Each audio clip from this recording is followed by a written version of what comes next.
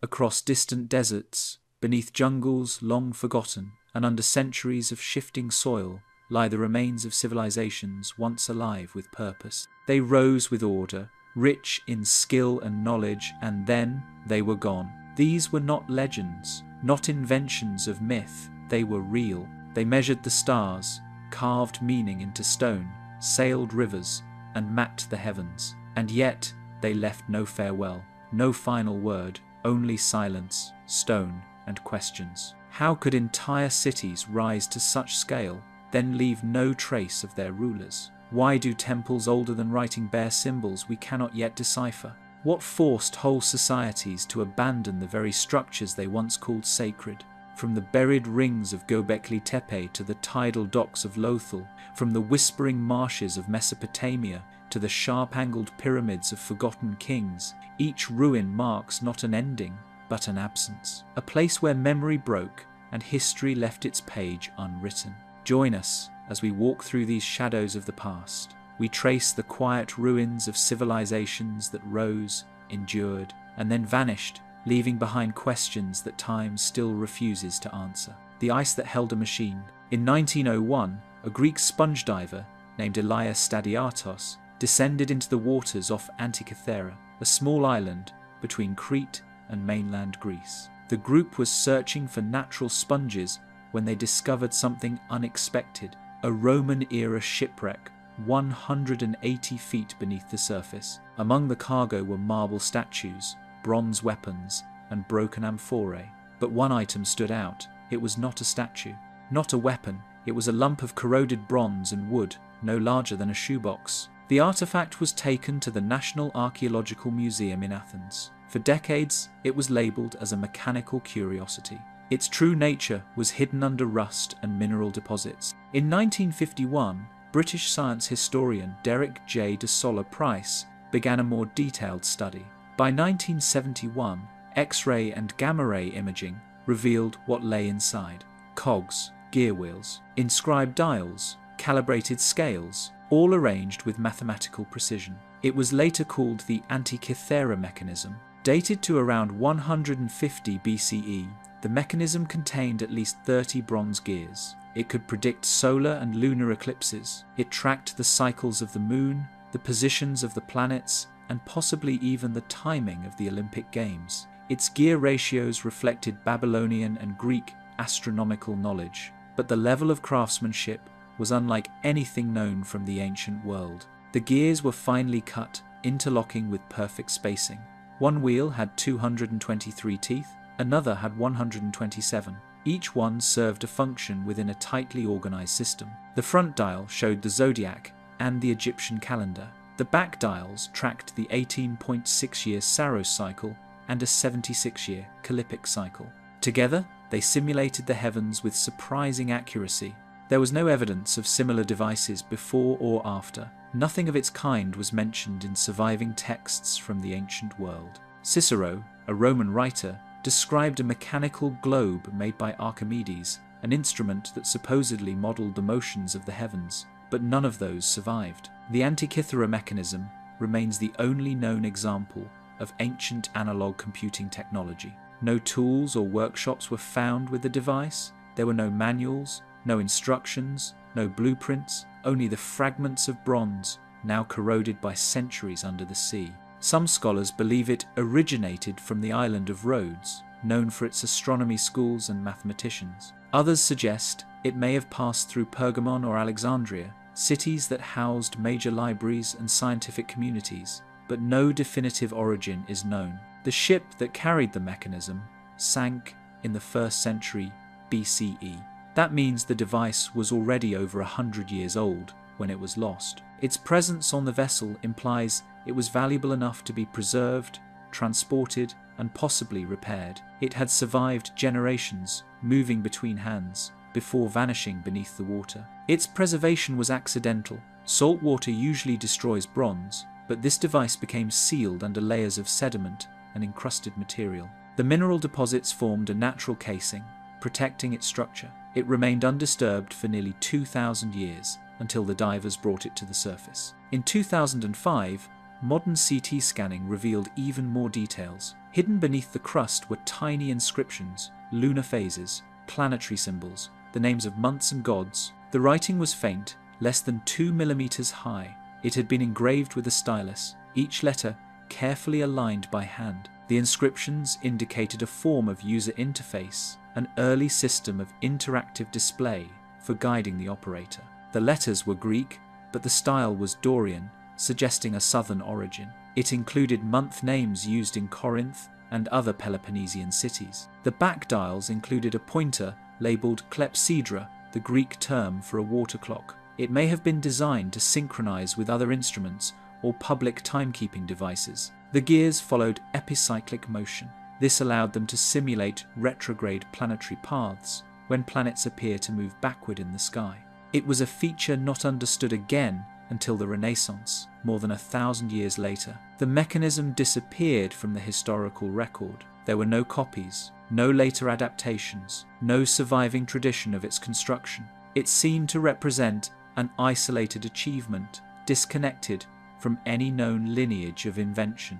Its complexity challenged long-held assumptions about the capabilities of ancient civilizations. For decades, it was believed that gear-based technology began in medieval Europe with astronomical clocks. The Antikythera mechanism shifted that timeline backward by more than 1,000 years, suggesting that at least some ancient workshops had mastered precision engineering far beyond what was expected. In 2022, researchers reconstructed a full working model. Made from brass and encased in transparent acrylic, it matched the ancient gear ratios. When turned by hand, the dials moved smoothly. The model demonstrated eclipse predictions down to the exact day, using a spiral dial and pointer. It included the metonic cycle, accurate to 19 solar years and 235 lunar months, just as ancient astronomers described. The mechanism may have been used for teaching, or for navigation, or perhaps for temple rituals connected to celestial events. Its exact purpose is still debated, and its creators remain unknown. Pliny the Elder, in his Natural History, mentioned bronze instruments used by astronomers, but he did not describe gears. Hero of Alexandria described automata, mechanical devices powered by air, water, and steam, but his works came over a century later, and there was no mention of intricate gear trains like those in the mechanism. The Antikythera mechanism was not a tool of superstition. It did not rely on omens or divination. It was mathematical, measurable, a system of representation. It demonstrated how the Greeks saw the cosmos, not as chaos, but as clockwork. The technology required advanced metalworking, thin plates of bronze, precision casting, hand filing, toothed edges matched within fractions of a millimeter. Even modern replicas require CNC machining or laser cutting.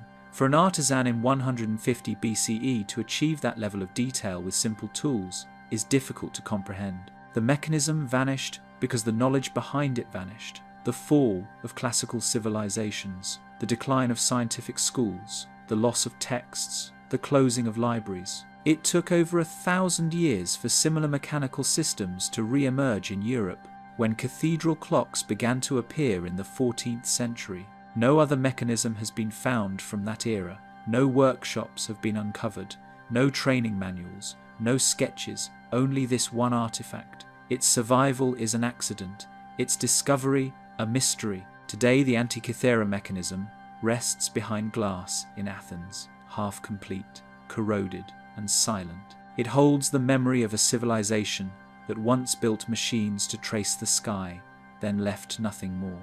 The city beneath the sand. In the desert of southern Algeria, near the Tanaz-roofed basin, lies a place the Tuareg call the Land of Thirst. It stretches over thousands of square miles, marked by salt flats, barren rock, and shifting dunes. For centuries, it was believed to be empty, untouched by any permanent civilization. The climate was too harsh, the winds too violent. It was considered a crossing ground, not a place to build and stay. Yet in 1956, French pilots flying over the region reported something unusual. From above, they saw faint outlines, shapes beneath the sand, rectangles, curves, and straight lines stretching in organized patterns. Some measured over 100 meters in length. The desert, it seemed, was hiding something. By the 1962, expeditions began to reach the area. Sandstorms, heat, and political unrest delayed progress. But by 1972, archaeologists confirmed the presence of stone walls, dozens of them, arranged like streets, enclosures, and foundations. Most were buried, some barely visible, but they were not natural formations. The shapes repeated in deliberate angles. The rocks were placed, not scattered. In 1980, a team from the Algerian National Center for Research uncovered the remains of what appeared to be an ancient settlement. The site had no name, no known mention in Arab texts or Berber oral history. It was built from flat stones, arranged in straight walls and corners. Most structures faced the same direction, suggesting planning. There was no writing, no decorations, no painted pottery, only the walls. The absence of cultural markers made it more difficult to place within a known timeline. Satellite imagery in the 1990 seconds revealed the full extent. The outlines matched those of a small city. Roads, central spaces, even what looked like irrigation channels. The surrounding terrain showed signs of ancient water flow. The Sahara, now dry, had once supported life here. Carbon dating of organic material, mostly fragments of plant fibers, placed the city at around 2000 BCE, in a period when parts of North Africa were transitioning from green savanna to desert. There were no human remains, no tools, no graves, no weapons. The buildings appeared residential in layout, but the interiors were strangely clean. Some had stones arranged in circles. Others had flat, smooth floors. The walls were low, about 1 meter tall. Roof structures were assumed to be made of perishable materials, likely palm fronds, reeds, or animal hides stretched across wooden supports. None survived. Wind erosion had stripped away much of the evidence. Sand preserved the shapes, but not the contents. A few ceramic shards were found several kilometers away, but they did not match known North African types. No kilns were discovered, no cisterns, no wells. The absence of storage structures added to the puzzle. If a community lived here, they left almost nothing of themselves behind. Geologists studying the site suggested that this part of the Sahara had been wetter between 5000 and 3000 BCE. Lakes, rivers, and seasonal rains may have supported small communities, but something changed. Around 2200 BCE, a rapid shift in climate occurred. The green zones turned to desert. The lakes evaporated. The rain belts moved south. Populations disappeared. Many areas of the Sahara, once dotted with herding villages, became uninhabitable. The city beneath the sand was abandoned. There were no signs of fire, no signs of war, no fortifications. It had been left quietly. The wind covered what remained. Oral traditions in the region mention places where the ancestors walked, but do not describe cities. The Tuareg, who roam the desert today, say the sands are alive, that they swallow everything. To them, the ruins are simply another reminder of how the desert erases. In 2005, ground-penetrating radar was used across a 3-kilometer grid. It revealed more foundations, some in geometric arrangements. One circular enclosure measured 40 meters in diameter with concentric rings of stone. It was unlike anything seen in Saharan archaeology. There were no inscriptions, no carvings, no religious markers. It remains unidentified. Whether it was ceremonial, astronomical, or practical is not known. LiDAR scans were attempted, but atmospheric dust interfered. Excavations remain limited. The area is difficult to reach, and the sand continues to move. What is uncovered one year may be buried the next. Researchers often compare it to working on a tide line, digging in one place only for the desert to reclaim it hours or days later. Equipment wears out quickly, tires shred, generators fail. Heat above 45 degrees Celsius shuts down drones and scrambles jeeps. Even military escorts have turned back during sudden sandstorms. The Algerian government designated the region as a protected heritage zone in 2011. But few researchers visit. It is too remote, too unstable. Funding is scarce, and so the city sleeps again under the dunes. Each decade brings only a few weeks of exploration before projects close down. Local guides sometimes refuse to return, saying the place is cursed. Some have linked it to the Garamantes, a desert people who lived in southern Libya around the same period, but Garamantes cities had wells, tombs, and fortified walls. This one does not. Others have suggested it was a trade stop on a forgotten caravan route, but no caravan debris has been found, no animal bones, no hearths, no signs of metallurgy. The emptiness makes it more mysterious. In 2016, archaeologist Fatima Janain published a report suggesting the site may have been ceremonial.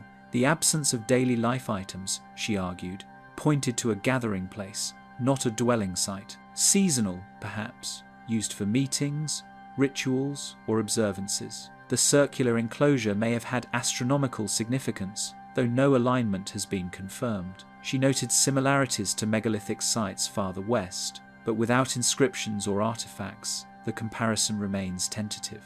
The sand continues to shift. Every few years, a wall is revealed, then buried again. The outlines on satellite images remain. Some fade, others change shape.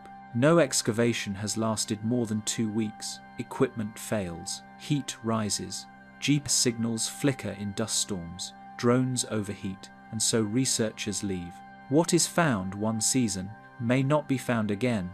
The city beneath the sand has no name. It is not on any map. It has no written language, no legends, no clear origin, and no end. It was built, it was left, and it remains trapped between stone, wind, and silence. The stone circles of Senegambia, scattered across the grasslands of West Africa, between the Gambia River and the Saloum Delta, stand over 1,000 ancient stone circles. They are found in groups, arranged in symmetrical rows, some forming complete rings, others broken into arcs. Most range from 1 to 2 meters in height. Each is made of laterite, a soft, iron-rich stone that hardens when exposed to air. The stones are weathered, but upright, unmoving, silent. They stretch across a region now known as Senegambia, covering an area over 15,000 square kilometers. 4 major concentrations exist: Sain Ngayen, Wana, Wasu, and Kerbach. The largest site, Sain Ngayen in Senegal, contains 52 stone circles and more than 1,000 carved stones. Some are decorated with grooves, others are plain. All are precisely placed, standing in deliberate order against the open sky. The earliest records of these circles came from 19th century colonial surveys. European explorers noted the symmetry, but assumed they were recent. French officials in the 1882 believed they were Islamic burial markers connected to more recent traditions. Later research disproved that assumption. Their age was much greater. Excavations began in the 1960s. Radiocarbon dating of charcoal and bones beneath the stones revealed that the sites date between 700 and 1350 CE. But the stones themselves may be older. Some scholars suggest they were carved centuries earlier and only later arranged into their current formations. The uncertainty leaves their story incomplete. No written records mention the circles. No local oral traditions explain their meaning. The Mandinka, Wolof, and Sera people who live nearby respect the sites but do not claim to have built them. The stone circles predate the spread of Islam to the region and stand apart from known burial practices. Their origin is separate, belonging to a culture that has otherwise vanished. Beneath the circles, archaeologists have found human remains. Burials appear in clusters, often directly under or beside the stones. Bodies were buried with beads, iron tools, and fragments of pottery. Some graves show signs of cremation, others do not. There is no consistent pattern. A circle may contain multiple burials, or none at all. Some are solitary, others are communal. The variations defy a single explanation. In some sites, the stones form double circles. In others, they align with sunrise or sunset at the solstice. The arrangement appears intentional, but its exact purpose is unknown. Were they graves? Possibly. But not all circles contain human remains. Some appear ceremonial. Others seem aligned with celestial events. A few are surrounded by ditches or low mounds, suggesting a layered use of space. Still, no inscriptions, no carvings, and no markers indicate names, dates, or stories. The laterite used in the circles came from nearby quarries. Researchers found traces of chisel marks and hammering. Blocks were extracted, shaped, and transported, sometimes several kilometers. Each stone was smoothed and placed upright in carefully measured formations. The quarry sites themselves show the scars of cutting, with abandoned blocks left where they cracked or split. The work was deliberate and repeated over generations. Estimates suggest that the construction of a single large circle could take several months of coordinated labor. Some sites contain more than 20 such circles, implying decades of collective effort. There are no signs of forced labor or mass construction. Tools found nearby were simple iron chisels, stone hammers, no wheels, no draft animals. The builders worked with precision and patience, organizing communities around a long-term vision. The circles continue to stand despite centuries of erosion. Rain and wind have rounded their edges. Lichen grows on their surfaces, but they remain vertical, unbroken, undisturbed. The persistence of their shape suggests careful engineering, with foundations sunk deep enough to resist collapse. In 2006, UNESCO designated the stone circles as a World Heritage Site. The official record describes them as the most extensive concentration of stone circles in the world. Still, they are little studied. Access is limited, roads are poor, preservation funding is low. The sites remain vulnerable, exposed to weather, grazing animals, and slow encroachment by settlements. Local communities avoid farming too close to the stones. Some believe they are protected, others say disturbing the soil brings misfortune. The stones, though unmarked, are not forgotten. They remain part of the landscape, known but not explained. Guides occasionally lead visitors to them, but the atmosphere is one of respect, not tourism. In 2010, ground-penetrating radar was used at the Wasu site. It revealed layers of soil disturbance beneath several circles, indicating repeated burial episodes. Bodies had been added over time. This suggested long-term use, not a single event, but over decades, possibly centuries. Families, clans, or communities may have returned generation after generation.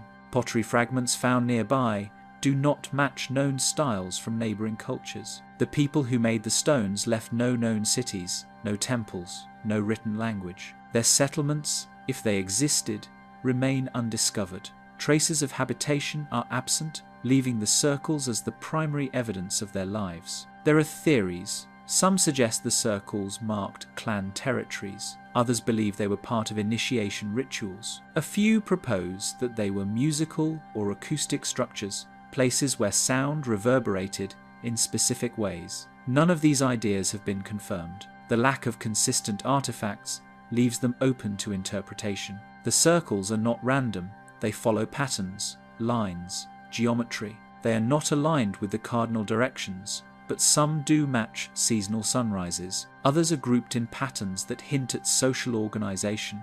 Whether they represent families, clans, or something more symbolic is unknown. In the Kerbach site, some circles include stones carved with small indentations about the size of a coin. These markings may have been symbolic, or they may have held objects that have since decayed. The meaning remains unclear. No other markings have been found in sufficient numbers to interpret. Anthropologist Victor Martin, in his 1983 report, described the circles as silent cities of the unknown dead. He believed they represented a society with complex beliefs about ancestry, space, and time. But without texts, all interpretations remain tentative. The stones themselves are mute. Their builders remain unnamed. As of 2023, over 29,000 stones have been catalogued in the region. Many are still standing. Others lie buried, unexcavated. New circles are occasionally found during land surveys. Each discovery expands the known extent, but adds little clarity. The questions multiply. The answers do not. The people who built the Senegambian stone circles left no ruins, no palaces, no fortresses. Only the stones remain, upright, aligned, waiting. The builders of Nan Madol. In the western Pacific Ocean, 1,500 kilometers north of Papua New Guinea, lies the island of Pohnpei. Off its southeastern coast, scattered across a shallow tidal lagoon, rest the ruins of Nan Madol, a complex of over 90 artificial islets, built atop coral reefs and separated by narrow canals. The site is sometimes called the Venice of the Pacific. The name Nan Madol means spaces between, a reference to the water channels that run through the man-made stone platforms. The structures are made from columnar basalt. These are long, hexagonal stone prisms formed naturally from volcanic activity. Some weigh more than 20 tons. Others reach lengths of 6 meters. The stones are stacked horizontally, forming massive walls without the use of mortar.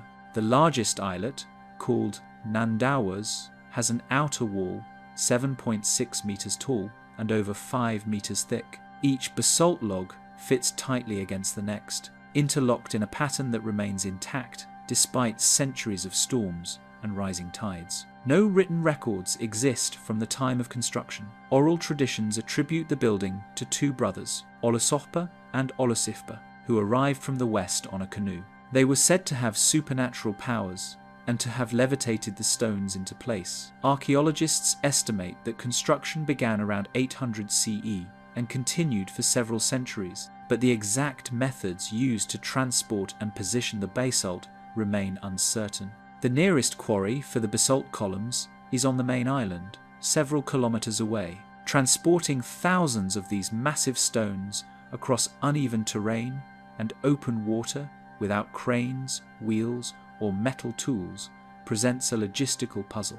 Canoes may have been used, rafts, sledges, and rollers have been proposed, but no such tools have ever been found. The engineering remains speculative, a question without demonstration. Each islet in Nan Madol was built by laying coral fill onto the reef, then capping it with stone platforms. Buildings of wood and palm thatch once stood atop these platforms, but none remain. The structures included tombs, residences, storage houses, and ceremonial spaces. The layout was orderly. Central islets were reserved for high-ranking priests and royalty. Others were used for food preparation, canoe storage, and sacred rituals. The plan of the city followed a strict division of roles and rank.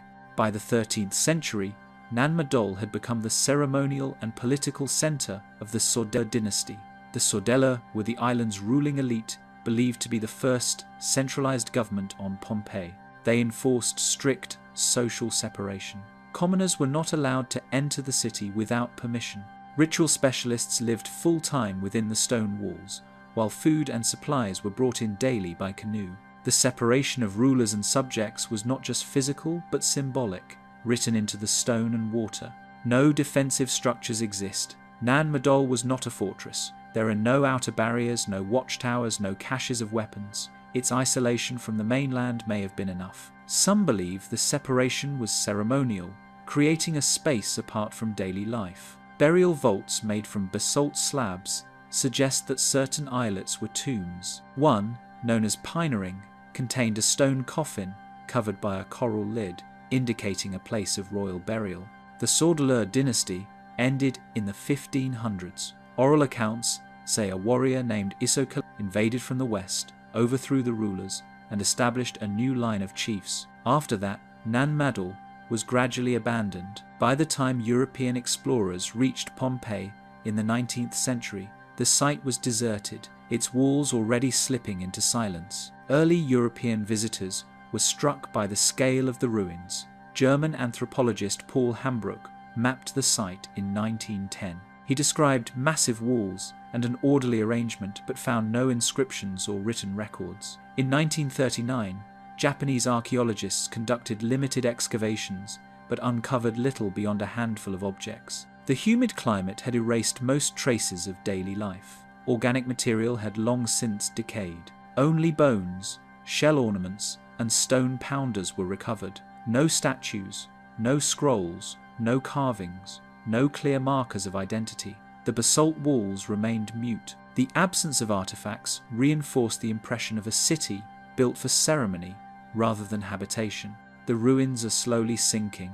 Sea levels have risen. Mangrove roots push through coral foundations. Storm surges wash away smaller islets. Preservation efforts are limited, tourists rarely visit. Access requires navigating shallow waters in small boats, often at high tide. The city is not hidden, but it is not easy to reach. Satellite imagery reveals the full extent of the complex. From above, the geometric patterns are clear: rectangles, grids, straight lines that follow a deliberate plan. The site covers nearly 80 hectares, yet it never supported a large population. Estimates suggest no more than 1,000 people lived there at its peak. It was not a metropolis, but a seat of power. Archaeologists still debate how the basalt was moved. Experiments with traditional canoes failed to carry stones of comparable size. Some theories suggest floating platforms lashed together. Others propose rollers laid across cleared paths. But the terrain between the quarry and the lagoon is rugged, steep hills, dense forest, swampy ground. Moving an estimated 750,000 metric tons of basalt remains unexplained. The effort required implies generations of organized labor and planning. The people of Pompeii regard Nan Madol with reverence. It is not visited casually. Fishermen avoid its waters. Elders speak of curses. Some say the ruins are protected by spirits. Others warn that entering uninvited brings illness. The stones are not only remnants of history, they are part of a living memory, woven into stories and fears that endure. In 2016, Nan Madol was listed by UNESCO as both a World Heritage Site and a site in danger. The recognition brought attention, but preservation remains difficult. Tides erode the basalt walls. Trees grow through cracks. Coral foundations shift beneath the weight of stone. Still, the ruins stand, holding their form against the slow movements of sea and earth. No similar site exists in the Pacific. No other culture built such massive stone platforms over water. No other dynasty left behind a city like this. There are no blueprints, no continuation. The building style vanished with the fall of the Sodeleur. The knowledge of its construction was not passed on.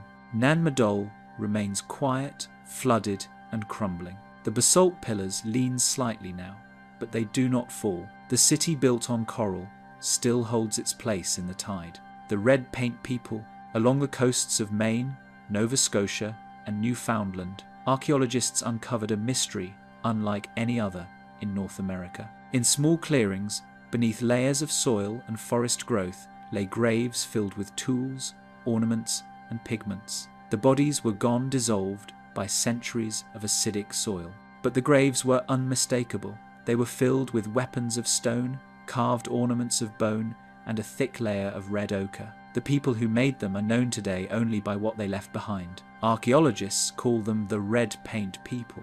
The culture is dated between 3000 BCE and 1000 BCE. Its traces stretch along the northeastern coast of North America, from Labrador and Newfoundland to Maine and Massachusetts. No written language remains, no carved record tells their story. They are remembered through the patterns of their burials, the artifacts placed carefully in the earth, and the deep stains of iron oxide that mark every grave. The first discoveries came in the late 19th century. In 1892, workers near Bucksport, Maine, uncovered a cemetery filled with unusual objects. The graves contained slate spear points, gouges, plummets shaped like teardrops, and the bones of fish. But what caught attention was the thick coating of red pigment that surrounded everything. In 1894, Harvard anthropologist Charles C. Willoughby studied similar finds from Maine. He noted that the use of red ochre appeared consistent, deliberate, and symbolic. By the early 20th century, more burials had been found in coastal Maine and Nova Scotia, all sharing the same feature: ochre spread over the dead. The red paint people are also known as the Maritime Archaic. Their culture belonged to the broader Archaic period of North America, but their practices were unique to the northeast coast. Unlike inland Archaic groups, who relied heavily on hunting deer or bison, the Maritime Archaic adapted to a cold marine environment. They hunted seals, walrus, and seabirds. They fished cod, salmon, and swordfish. Whale bones have been found at some sites, suggesting organized hunt. Their tools reflect this lifestyle: barbed bone harpoons, ground slate knives, fishing plummets, and weights for nets. One of the largest sites was discovered at Port O'Shoy, Newfoundland, in the 1,960 seconds. In 1967, Archaeologist James A. Tuck led excavations there after local workers exposed artifacts during construction. More than 100 burials were uncovered, dating between 4,400 and 3,300 years ago. Each grave was filled with offerings: harpoons, polished axes, shell beads, bird bones, and long ground slate spearheads. Every burial was covered with thick deposits of red ochre. Some individuals were buried with hundreds of objects, others had fewer, but still the pigment remained constant. The use of ochre is one of the oldest human traditions in the world. It appears in burials as far back as 100,000 years ago in Africa. At Lake Mungo in Australia, 42,000 years ago, bodies were sprinkled with red pigment. In Europe, Paleolithic burials contain ochre on bones and tools. For the red paint people, this practice seems to have carried deep symbolic meaning. The ochre may have represented blood, life, or rebirth. The exact belief is unknown, but the consistency of the practice suggests a central ritual in their culture. Artifacts from red paint sites show a wide range of materials. Tools were made of slate, quartzite, and chert.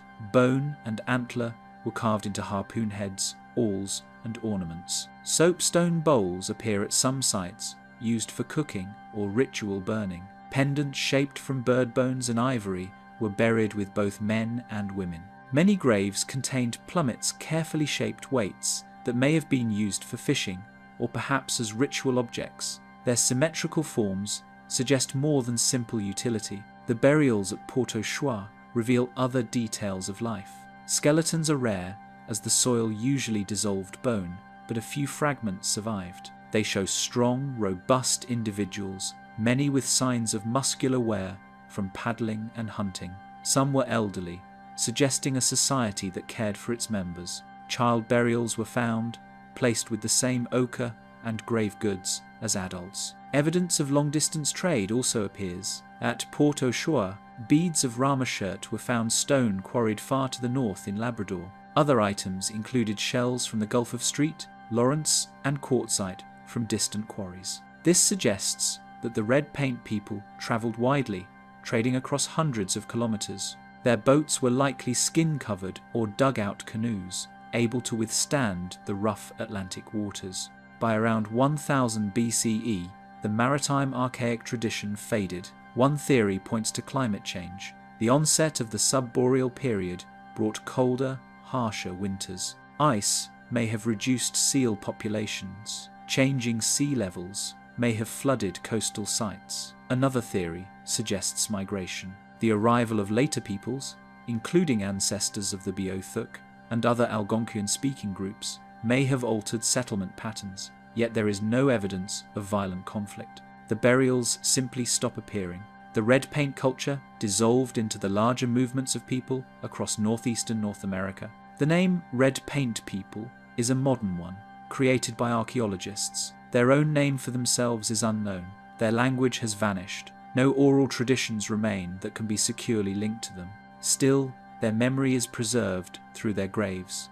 James Tuck's work at Port-au-Choix remains one of the most important sources for understanding the culture. His 1976 publication, Ancient People of Port-au-Choix, documented the artifacts and their arrangements in detail. Radiocarbon dating confirmed the age of the burials, placing them firmly in the middle of the Archaic period. Later studies by archaeologists such as William Fitzhugh and others expanded knowledge of the maritime Archaic, connecting sites from Newfoundland to Maine into a single cultural tradition. The red paint people stand out because of their ritual life. While many archaic groups buried their dead with tools, few covered them so consistently with pigment. Few built cemeteries with such regularity. The use of ochre, repeated for nearly 2 millennia, suggests a worldview centered on the cycle of life and death, symbolized by the color red. At Port-au-Choix, ochre still clings to the soil. Harpoons, axes, and slate spear points lie where they were placed thousands of years ago. The burials stretch across the site in clusters, each one marked by the same red pigment. No bones remain, only tools, ornaments, and the red earth. The city of the monkey god. In the dense jungles of eastern Honduras lies a region long avoided. Known as La Mosquitia, It stretches across thick rainforests, steep valleys, and rivers that vanish into overgrowth. Few maps mark its interior. Travel is difficult, the ground is soft, the canopy blocks the sky, and water cuts through the land without clear direction. For centuries, rumors persisted of a lost city hidden within. Local tribes spoke of a white city or a city of the monkey god, where gods once lived and human visitors never returned. Early 20th century explorers dismissed the stories as folklore, but the legends persisted, passed from one generation to the next. In the 1932, American explorer Theodore Maud claimed to have discovered the city. He returned from the Honduran jungle carrying thousands of artifacts, ceramics, stone idols, and carved figures. He described temples and white stone deep within a valley, but he never revealed its exact location. He said doing so would invite looting and destruction. His accounts fueled interest, yet no one else could verify them. Maud died in 1954 under uncertain circumstances. His journals remained unpublished for decades, leaving only rumor and speculation. By the 1992, interest in the White City resurfaced. Satellite images began to show unusual rectangular clearings beneath the jungle canopy. These shapes seemed too regular to be natural. Still, the vegetation was dense, the ground unstable, and the climate unforgiving. The region was remote, humid, and filled with venomous animals. Rain turned travel into hardship. Helicopters and boats offered the only practical access. Expeditions were suggested, but few succeeded in penetrating the jungle's interior. In 2012, new technology changed the search. A joint team led by American filmmaker Steve Elkins, with archaeologists and scientists, used airborne LiDAR light detection and ranging to scan the rainforest. Flying low over the trees, LiDAR pulses penetrated the canopy and mapped the contours of the earth beneath. The results revealed what no eye on the ground could see. Beneath the jungle lay an urban landscape, earthworks, mounds, canals, plazas, rectangular foundations, pyramidal structures, all aligned in deliberate formation. The arrangement showed planning and design. Roads linked sections. Raised platforms appeared at measured intervals. The city had been hidden for centuries, but its shape endured. The discovery was confirmed in 2015. Archaeologists from Honduras, joined by foreign researchers, landed by helicopter in a remote valley identified as T1. Within days, they found evidence on the ground that matched the LiDAR images. Carved stone altars lay at the base of a small pyramid. Monkey-like faces and stylized jaguar heads were etched into stones. Dozens of artifacts were documented, photographed, and left in place. The team followed strict protocols to prevent looting and disturbance. Animal bones, shell fragments, and broken pottery were gathered from the surface. Most were functional, undecorated. Some suggested ceremonial use. Others were tools for daily tasks. Radiocarbon testing of organic remains placed the occupation of the site between 1000 and 1400 CE. No written language appeared, no inscriptions, no glyphs. The city seemed to belong to a culture distinct from its neighbors. The people who built it were likely part of a lesser-known Mesoamerican tradition. They were not Maya, they were not Aztec. The architecture was different, the layout simpler. Yet the design showed order and structure. The region had trade links with surrounding societies, but the identity of its builders is still unclear. Some archaeologists noted similarities to settlements in Nicaragua and Costa Rica, though no firm connections were established. The city showed no evidence of violent collapse. There were no burned layers, no mass graves. Instead, it seemed to have been abandoned. The jungle moved quickly. Trees rooted through walls. Vines covered plazas. Soil shifted. Foundations caved. In time, silence fell. The abandonment appeared sudden, but its cause remains unknown. Some researchers suggest the city was left because of disease. Others point to drought. Mosquito-borne illnesses may have driven inhabitants away. Changes in trade could also have weakened the settlement. Yet the site shows no signs of gradual decline. It seems to have been left abruptly, without destruction. Among the artifacts documented was a carving resembling a monkey's face, wide-eyed, exaggerated. This image revived the old name, the city of the monkey god. Some believed it represented a deity. Others saw it as symbolic. No mythology survives to explain it. The connection remains speculation. The jungle is hostile. Insects carry tropical diseases. Jaguars move through the undergrowth at night. Fer-de-lance snakes coil in shadows. Several expedition members from the 2015 mission fell ill afterward. They contracted mucocutaneous leishmaniasis, a parasitic disease spread by sandflies. The infection causes disfigurement and resists treatment. Though the team recovered, the illness gave weight to old legends of curses surrounding the city. Local traditions speak of spirits guarding the ruins. Elders warn that those who disturb them risk misfortune. These accounts have no written record. They survive only in oral tradition. Whether seen as myth or caution, they shape how the ruins are perceived. Today, the site is protected by the Honduran government. It has no formal name beyond the popular titles White City or City of the Monkey God. No large-scale excavation is underway. Access is limited. Aerial surveys and LiDAR scanning continue, seeking more sites. Early results hint at additional structures nearby. Other cities may remain hidden beneath the canopy. Artifacts collected during the initial expedition are stored in Honduran museums. Most have not been studied in detail. They are simple: stone tools, clay fragments, bone remains, and traces of red pigment. Some are ceremonial, others are practical. Together they suggest daily life, not empire. The valley today is empty. No one lives among the ruins. The jungle is thick, the air heavy. Paths vanish into vines. Rivers cut through mud. There are no roads, only shapes visible from the air. The carved faces remain, watching, waiting.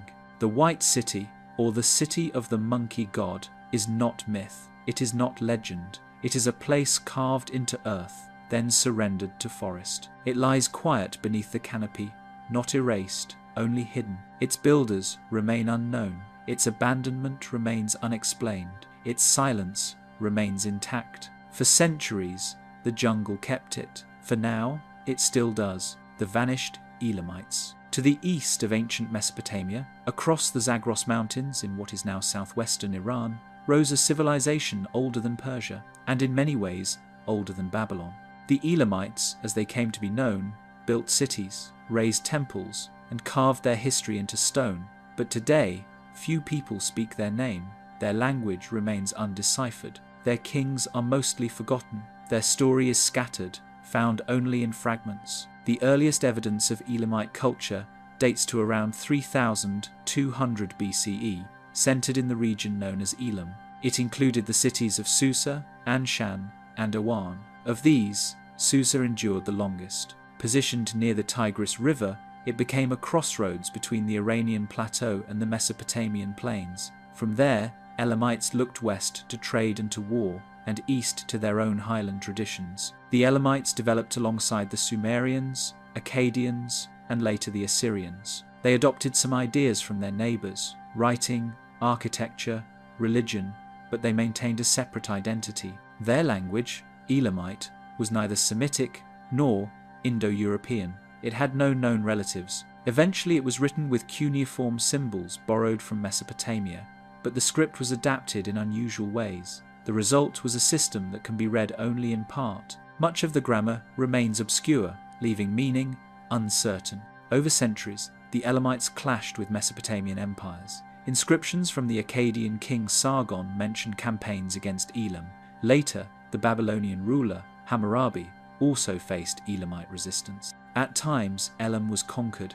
At other times, it became the conqueror. Power shifted back and forth across the Zagros frontier. Neither side was able to permanently dominate the other.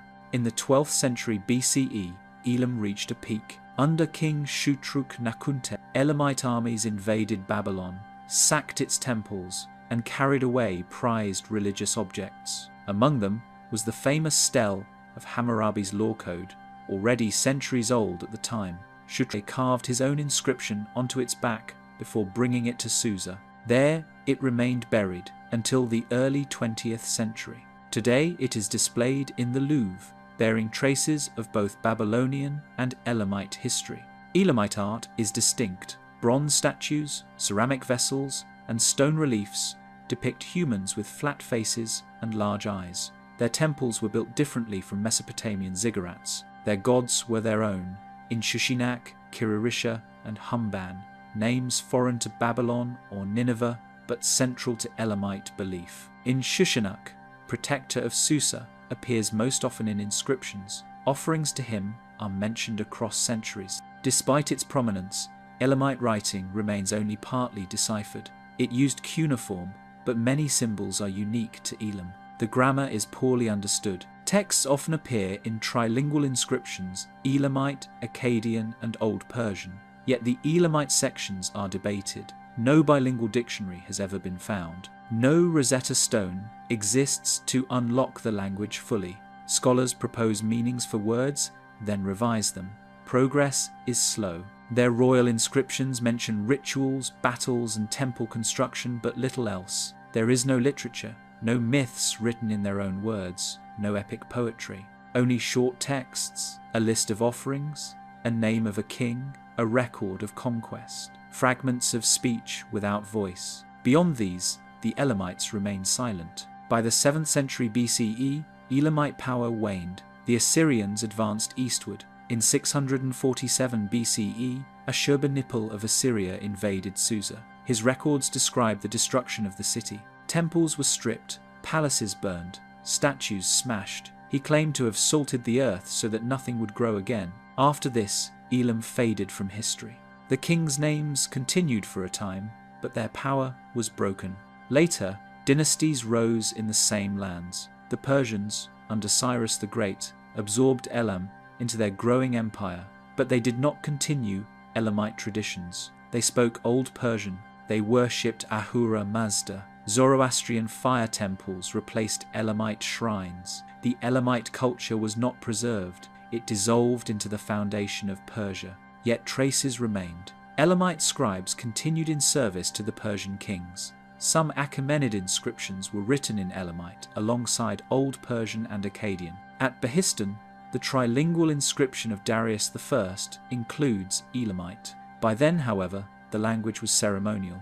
It was already fading from use, remembered by specialists, but not spoken by people. The ruins of Susa were rediscovered in the 19th century. French archaeologists excavated its ziggurats, palaces, and thousands of clay tablets. The stele of Hammurabi's law code was unearthed here in 1901. Other objects bore Elamite inscriptions, though most were broken or worn. At Anshan and Haftpe, further traces were found: burials, temple platforms, and inscribed seals. In 1935, a tomb was uncovered containing gold ornaments and an inscription naming King Teptiaha. The text is still only partly understood. Each discovery added pieces, but the puzzle remains incomplete. The list of Elamite kings is fragmentary. Some names appear in Mesopotamian records, others only in ruins. Dynasties rose, fell, and returned. Cities were destroyed, rebuilt, and destroyed again. Some persisted across centuries, others were abandoned. The rhythm of rise and fall is all that can be seen clearly. The Elamites had no known colonies. They left no records beyond their own region. No Elamite ships are described. No Elamite coins survive. Their influence was strong in the Zagros and Khuzestan plains, but it did not extend far. Their culture was regional. It remained bounded by mountains and rivers. Today, Elamite is studied by only a small number of specialists. New tablets are rare. Vocabulary remains limited. Grammar is debated. Without related languages for comparison, progress is difficult. The people who once spoke Elamite are gone. Their traditions vanished with them. Their words remain on clay, but their voices are silent. Modern Iran still holds the land of Elam. The ruins of Susa lie beneath layers of later cities. Elamite foundations are buried deep. Carved bricks are unread. Stone altars are worn. The names of their kings are unfamiliar. Visitors walk among ruins, but know little of the culture that once thrived there. The Elamites did not vanish in a single disaster. They were not consumed by fire or flood. Their decline was gradual. Their memory was erased, not by destruction, but by forgetting. Their language, their gods, their kings all faded, What survives are fragments, broken statues, half-read inscriptions, and the memory of a people whose story remains unfinished. The cliff dwellers of Mesa Verde, in the high desert of the American Southwest, where flat-topped mesas meet deep sandstone canyons, hundreds of stone structures rest beneath overhanging cliffs. They are tucked into alcoves, protected from wind, and Sunday, their walls still stand. Their windows still face outward.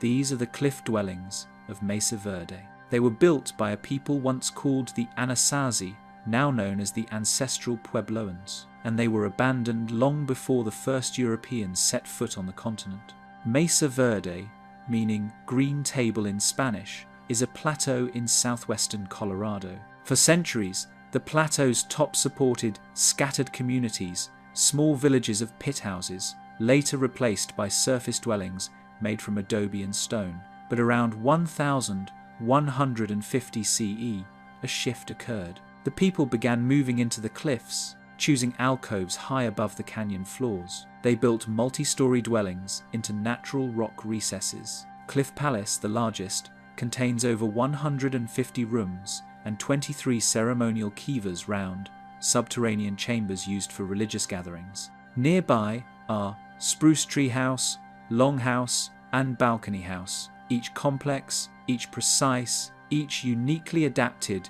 to the curve of the canyon wall. The stone walls rise in layers, blending into the cliff, yet distinct in their geometry. Construction used sandstone blocks shaped by hand and bound with a mortar of water, sand, and ash. Wooden beams supported ceilings and upper floors. Some rooms had plastered walls. Niches were carved into the stone. Fire pits were carefully placed. Ladders linked upper and lower levels. The architecture shows planning, skill, and deep knowledge of materials and environment. The cliff dwellings were not isolated. Trails wound across the mesa, linking communities. Small farms on the mesa top supplied corn, beans, and squash. Check dams and terraces preserved moisture for crops. Pottery shards found at the sites suggest wide trade both within the region and beyond. Black on white ceramic designs reflect cultural expression. Turquoise, marine shells, and even macaw feathers have been discovered, evidence of contact with Mesoamerica hundreds of miles to the south. The reasons for moving into the cliffs are not fully understood. Some scholars suggest protection from enemies, others point to environmental change. The alcoves offered shelter from weather extremes and may have made food storage more stable, yet the layout is open. There are no fortified walls, no signs of battle, no evidence of sieges. The move remains unexplained. Life in the cliff dwellings lasted less than a century. By the late 1200s, the structures were empty. Rooms were left behind. Tools were not taken. Food stores were removed, but walls and hearths remained intact. There was no burning, no destruction, just absence. An entire way of life ceased, and the canyons grew quiet. Tree ring analysis shows that the region endured a severe drought between 1276 and 1299. Crops failed, springs dried, population declined. This drought period matches the time when the cliff dwellings were abandoned, yet drought alone may not explain the scale of departure. The abandonment was widespread across the Four Corners region. Dozens of villages emptied. It happened everywhere, almost at once. The people moved south. They joined or formed new communities along the Rio Grande and Little Colorado rivers. Their descendants live today as the Hopi, Zuni, and other Pueblo tribes, but they did not return to live in the cliff dwellings. The places are remembered in stories, but not reoccupied. The old homes became part of memory, not habitation. Early European explorers encountered the ruins in the 18th century. They noted stone rooms beneath cliffs, silent and weathered. In 1888, two ranchers, Richard Wetherill and Charlie Mason, rode into a canyon during a snowstorm and saw Cliff Palace. They began collecting artifacts, pottery, baskets, tools, and even human remains. Some items were sold, others went to museums. The ruins drew attention, but also suffered disturbance. Archaeologists arrived soon after.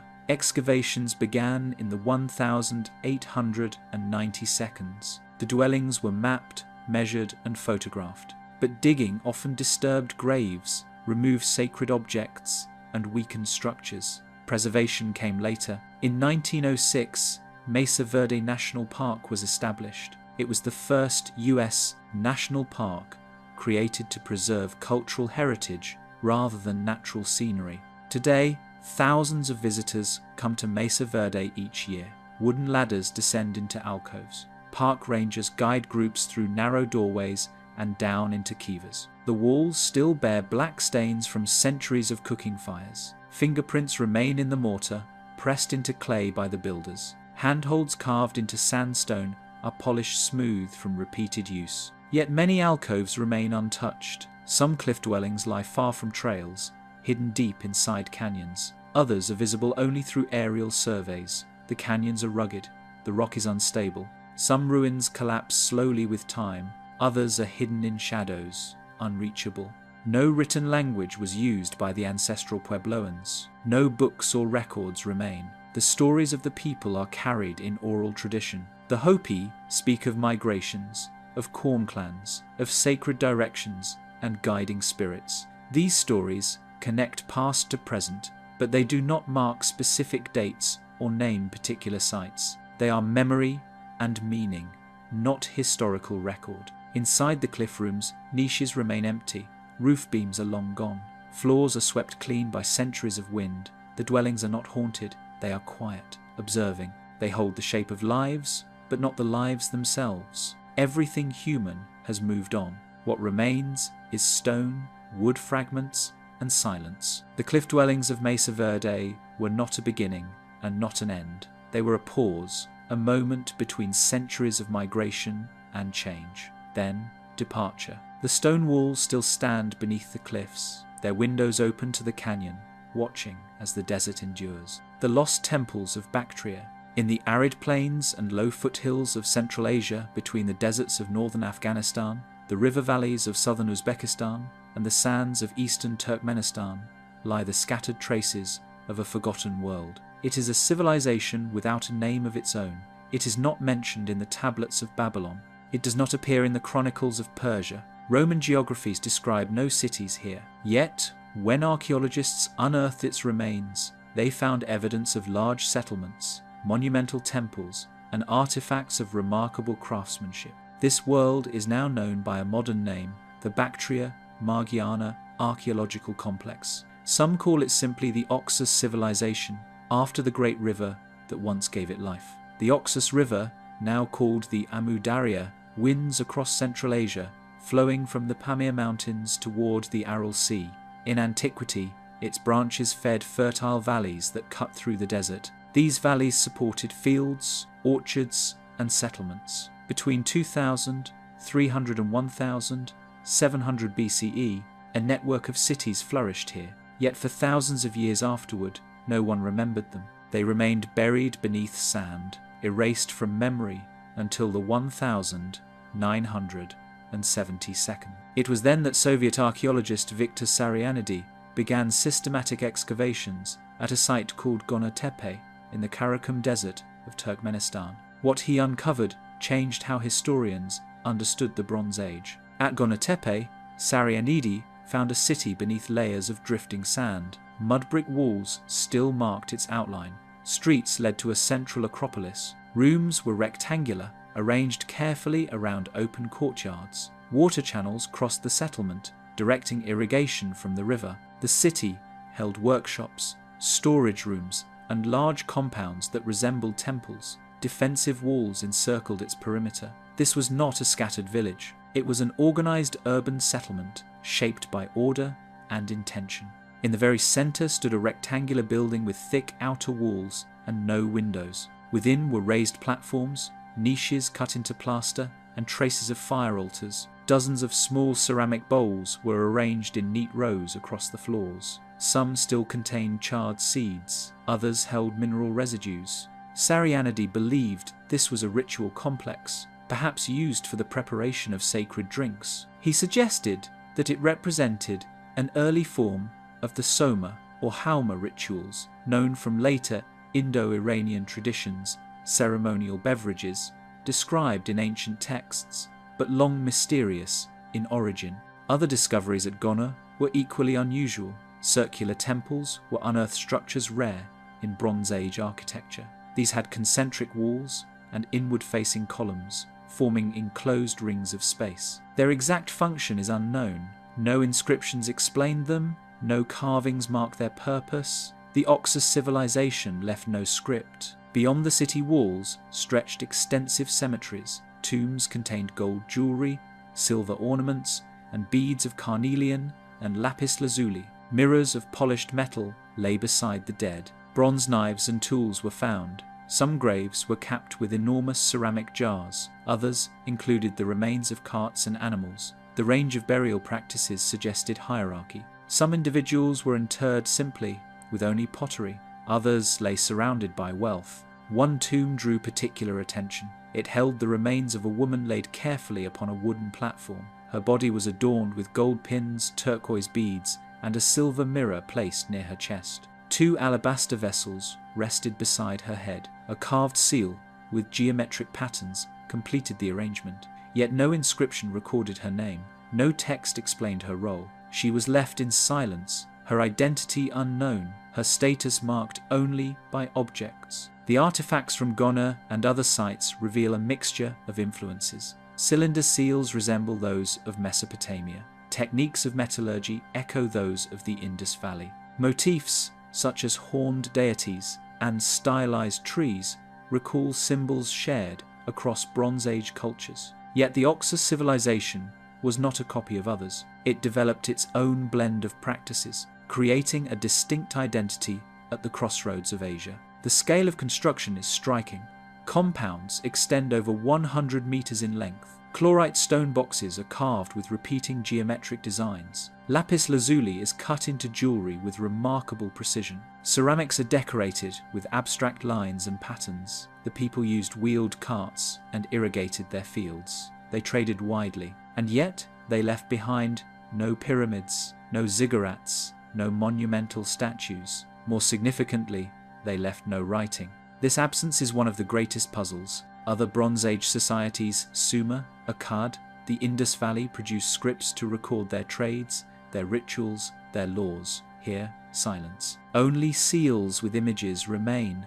No lists, no myths, no prayers. The Oxus civilization is mute. By around 1700 BCE, the cities were abandoned. The process was gradual, not catastrophic. The walls show no signs of fire.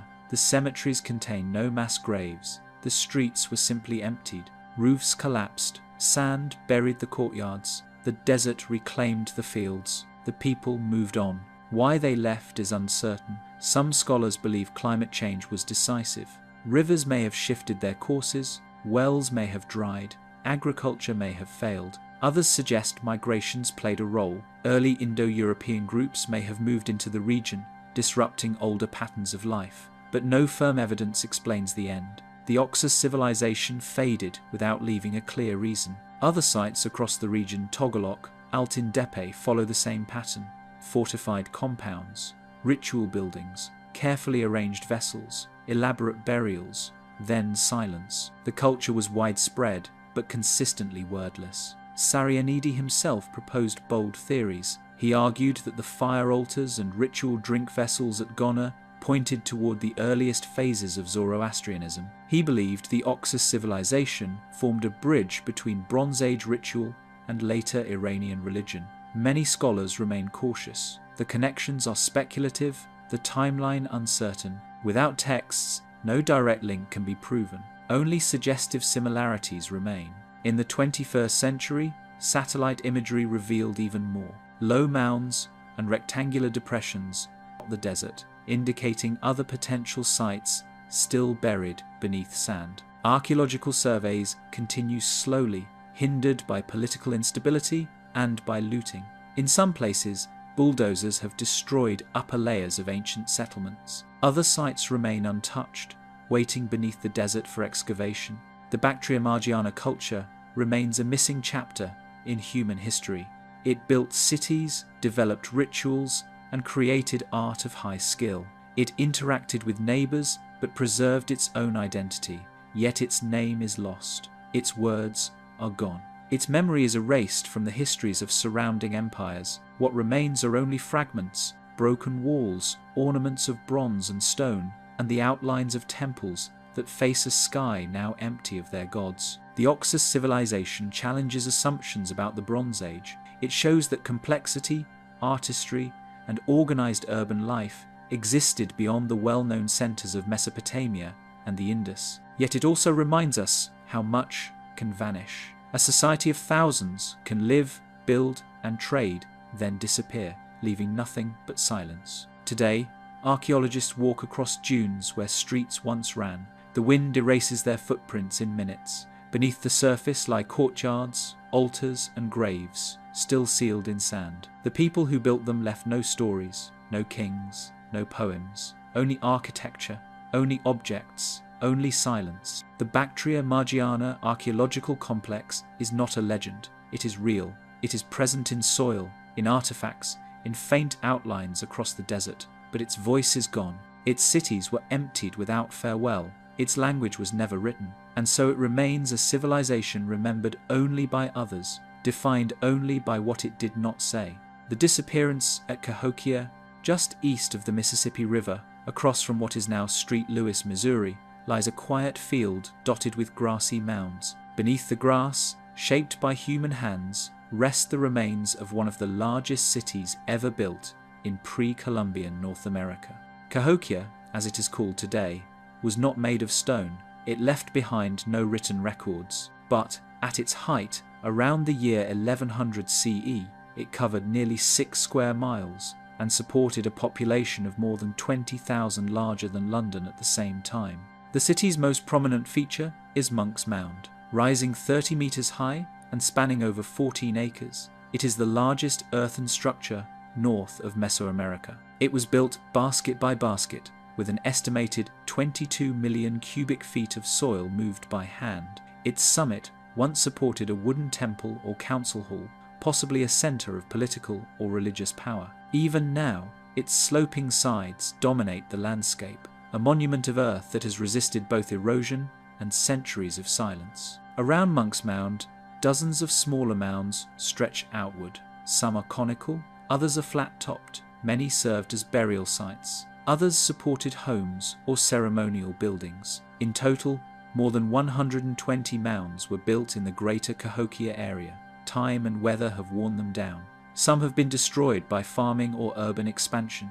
Yet even in their diminished form, they outline a city that was carefully planned and actively shaped.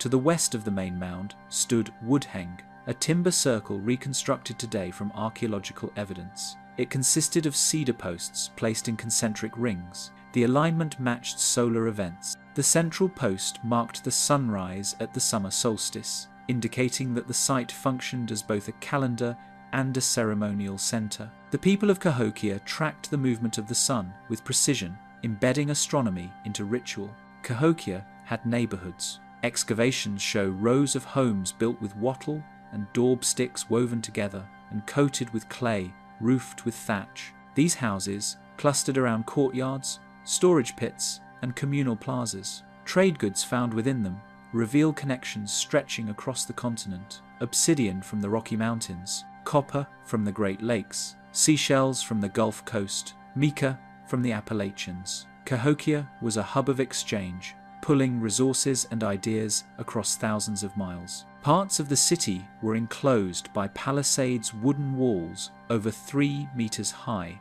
Bastions suggest a defensive purpose, but there is little evidence of large-scale warfare. The city's layout emphasized order. Central plazas were cleared and leveled. Roads ran between mound complexes. The effort required to build such spaces suggests collective labor and a strong social structure. Cahokia was not a scattered village. It was a metropolis of earth and wood. By the early 1200s, Cahokia began to change. New mound construction stopped. Populations declined. By 1350, the city was largely abandoned. The wooden houses decayed. The palisades collapsed. The fields grew over. The mounds remained, but the people left. There is no sign of war. No fire destroyed the dwellings. No mass graves mark catastrophe. The end was quieter. Archaeologists point to multiple pressures. One is environmental stress. The rapid growth of the city placed strain on its surroundings. Deforestation, soil exhaustion, and overhunting may have reduced food supply. Pollen records show a sharp decline in tree cover during the city's peak years. Flooding may also have played a role. The Mississippi River is unpredictable. Sediment layers near Cahokia record flood events in the 13th and 14th centuries. High waters could have ruined crops, displaced homes, and led to hunger. Disease may have followed. Malnutrition may have weakened the population. Social systems may have frayed under the stress. Some scholars point to internal divisions. The construction of massive earthworks required centralized authority. If that leadership faltered, the city's organization may have fractured. Religious or political shifts could have caused people to leave. Cahokia may have dissolved as quickly as it rose, undone by the very complexity that made it possible. Without written records, the city's story must be pieced together from artifacts and burials. Grave goods reveal hints of hierarchy. Some burials are richly furnished with copper plates, shell beads, and ceremonial axes. Others are plain. One of the most striking is Mound 72, where the remains of a man were laid on a bed of shell beads, arranged in the shape of a falcon. Around him, more than 250 other burials were discovered, many of them women. Some appear to have been sacrifices. The purpose of this arrangement is unclear. It may have represented a religious leader, a warrior chief, or a ritual event. It remains a matter of debate. Cahokia's disappearance did not end the Mississippian tradition. Other mound centers continued in places such as Etowah in Georgia, Moundville in Alabama, and Spiro in Oklahoma, but none equaled Cahokia in scale or influence. Over time, even those centers declined. Environmental change, shifting trade, and social transformation contributed to their fall. The network of mound-building societies diminished, leaving only earthworks as evident. By the 17th century, when Europeans entered the Mississippi Valley, no city remained. Native groups in the region spoke of earlier times, but offered no direct memory of Cahokia itself. The name Cahokia was taken from a later tribe that lived nearby. The original name of the city, its rulers, and its beliefs were gone. Excavation began in the 19th century. Some mounds were leveled for farming, others were mined for soil. Monk's Mound survived largely intact, too massive to erase. In the 20th century, systematic archaeology revealed the complexity of the site. Today, models and reconstructions help visualize the city's original form, but much remains buried beneath layers of earth. Cahokia is now a UNESCO World Heritage Site. Walking trails pass among the mounds. Wooden posts mark the reconstruction of Woodhenge. Signs explain the layout of neighborhoods and plazas. Yet much of the city is still unexcavated. Beneath the grass lie the remains of homes, storage pits, and unstudied burials. The ground still holds stories not yet uncovered. The people of Cahokia tracked the stars. They planned with precision. They built a city of earth, shaped by baskets, wood, and belief. And then they left. What remains are the mounds, silent, weathered, and enduring, holding the memory of a civilization that vanished into time. The marsh builders of southern Iraq. In the southernmost reaches of ancient Mesopotamia, where the Tigris and Euphrates rivers slow, spread, and dissolve into wide wetlands, the land was neither firm ground nor open water. For thousands of years, this marshland supported a way of life unlike that of the great cities of brick and stone that rose on the plains. Here, people built not with fired clay, but with reeds pulled from the water itself. They raised houses on floating islands of bundled vegetation. They moved through channels in boats woven from stalks. They gathered in ceremonial halls, shaped entirely from tied bundles of reed. It was a world between land and water, half solid and half liquid. Very little of it remains. The Mesopotamian marshes once extended across nearly 20,000 square kilometers of southern Iraq. The reeds, particularly Phragmites australis, provided almost everything. When cut, bundled and tied, they became walls and roofs. When woven, they formed mats and baskets. Twisted, they became ropes. Boats, footbridges, and even high arches could be shaped from them. These structures endured only briefly. A house lasted perhaps a generation before it softened, rotted, and returned to the water. What was built dissolved back into the marsh, leaving few traces for later centuries to find. Because of this impermanence, archaeological study of the marshes began late. The great ziggurats of Uruk and Ur survived in baked brick. The walls of Babylon endured in fired clay, but reed-built villages left nothing towering, nothing monumental. The marshes themselves were unstable, opening and closing with floods, retreating and advancing with droughts. Early explorers overlooked them, yet Sumerian texts spoke of marsh dwellers. They were described as fishers, boatmen, and reed cutters. They lived on the margins of empires, rarely mentioned, but always there. The Sumerians themselves built canals that reached into the wetlands. Some temples, such as the Eanna complex at Uruk, originally stood in watery landscapes. Clay tablets describe reed boats and floating barges, carrying goods across rivers and into marsh channels. Mythology reflected this environment. The goddess Inanna is said to have bathed in the marsh waters. The god Enki, master of wisdom and creation, dwelled in the Absu, the deep, freshwater abyss, imagined as lying beneath all things. In Mesopotamian thought, the marshes were both beginning and boundary, fertile, shifting, and eternal. Excavations at Tel El-Lam and Eridu uncovered faint traces of habitation on the edges of wetland zones. Houses stood on low artificial mounds, raised above the waterline.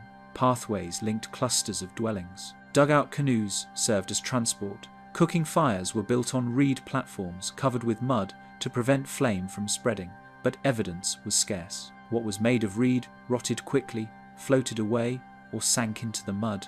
Pottery shards, flint tools, and fish bones survived better. In years of drought, when water receded, outlines of older structures could sometimes be seen only to vanish again when the floods returned. The marshes erased gently, layer by layer, resisting the preservation that dry stone allows. Texts from later centuries describe the marshes as more than home, they were a refuge. In the Neo-Assyrian period, rebel leaders and fugitives took shelter among the Reed Islands. One such figure, Nabu Mukin Zeri, evaded imperial armies by living deep within the wetlands. Soldiers hesitated to follow. The terrain was treacherous even for the experienced. Villages shifted with rising water levels. Channels that appeared open could close overnight. Paths that seemed solid might dissolve into swamp. For enemies of empire, the marshes were not only a dwelling, but a shield. The marshes remained inhabited through the Sassanid and early Islamic eras. A distinctive structure dominated their cultural life, the mudhif or reed hall. These large buildings were constructed with sweeping arches of bent reed, interlocked and held in place only by the tension of the stalks themselves. No beams, no nails. The pressure of the woven materials gave the halls both height and strength. None survive from antiquity, but the continuity of design is striking.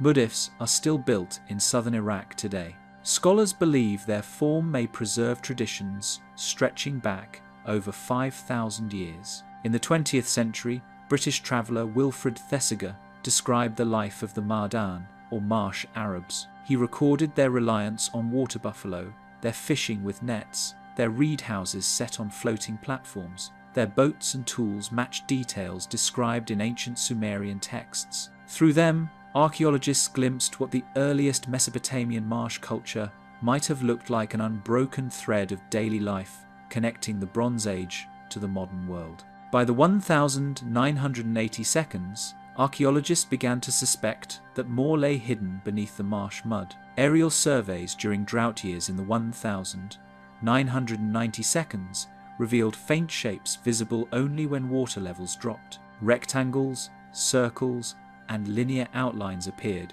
suggesting foundations of houses, storage facilities, and canals. These traces had not been erased by conquest or fire. They were simply covered, hidden by water and reeds. Then, in the 1990 seconds, the marshes were deliberately drained. Political campaigns aimed at displacing the Mardan converted vast stretches of wetland into cracked earth. The ecosystem collapsed. Birds vanished. Fish and buffalo herds declined. But as the waters receded, buried structures emerged. Fired bricks, cylinder seals, and layers of habitation were briefly exposed. Some were recorded by archaeologists, many were lost. Looters dug trenches, bulldozers leveled ancient mounds. Centuries of silence were disturbed only momentarily before much of the evidence disappeared again under destruction or returning floods. After 2003, partial restoration of the marshes began. Water flowed back into some areas.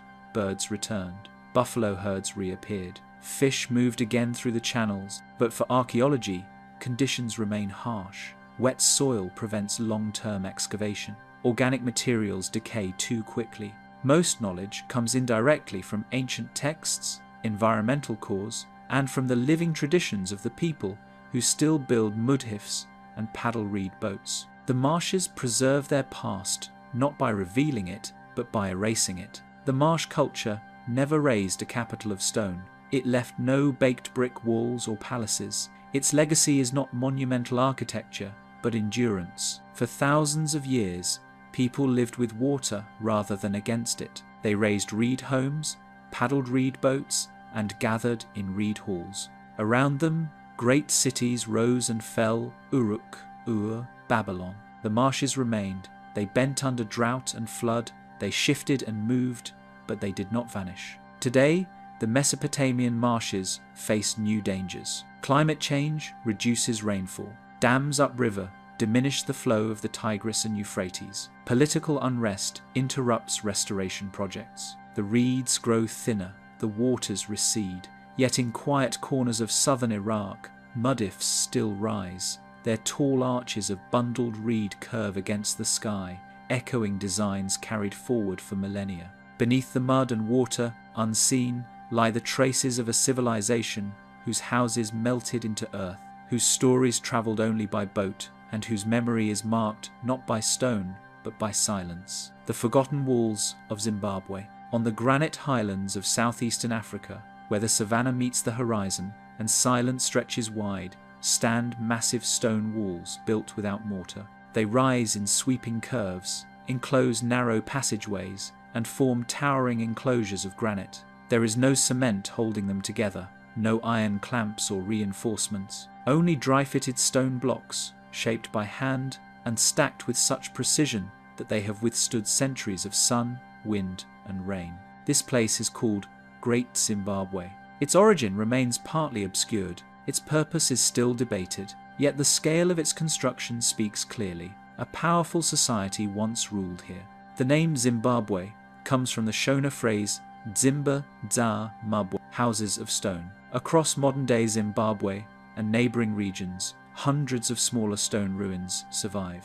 They are remnants of related settlements, scattered across the landscape, but none equal the size or complexity of Great Zimbabwe itself. The main complex stretches across nearly 800 hectares. At its core is the hill complex, where the oldest walls cling to a granite outcrop, rising like terraces along the slope. Below it spreads the great enclosure, an immense oval wall, more than 250 meters around and up to 11 meters high. The sight of it rising from the earth is striking, even in partial ruin. Occupation of the site began as early as the 9th century CE. At first, inhabitants lived in clay and thatch huts scattered across the surrounding hills. By the 11th century, stone building began in earnest. Over time, the walls multiplied, rearranged, and expanded, reshaping the settlement into a stone city. By the 13th century, Great Zimbabwe had become a thriving urban centre. Archaeologists estimate its population may have reached 15,000 to 20,000 people, a significant size for sub-Saharan Africa at the time. The city flourished for 2 centuries, until the 15th century, when it was gradually abandoned. Why it was left behind remains uncertain. No written record tells the story. The builders left behind no books, no carved inscriptions, no lists of rulers, but their descendants remain. Shona-speaking peoples of the region maintain oral traditions that connect them to Great Zimbabwe. Archaeological evidence supports this continuity. Pottery styles, farming techniques, and burial customs found at the site match those still used in Shona communities centuries later. The builders are remembered not through writing, but through living practice. Artifacts recovered at Great Zimbabwe reveal both local craft and far-reaching connections. Locally, artisans produced clay vessels, iron tools, ivory ornaments, and soapstone carvings, but imported objects tell of wider exchange. Excavators uncovered glass beads from India, porcelain from China, and coins from Arabia. These finds show that Great Zimbabwe was not isolated. It was tied into the Indian Ocean trade network, linking the African interior to Swahili coastal cities and beyond. Gold was a major export. Alluvial deposits from nearby rivers were collected, melted, and carried eastward to ports along the coast. From there, it reached markets in Arabia, India, and even China. Cattle were another source of wealth. Middens around the site contain large quantities of cattle bones, evidence of herds raised on the surrounding grasslands. Grain was stored in underground pits, providing security in times of scarcity.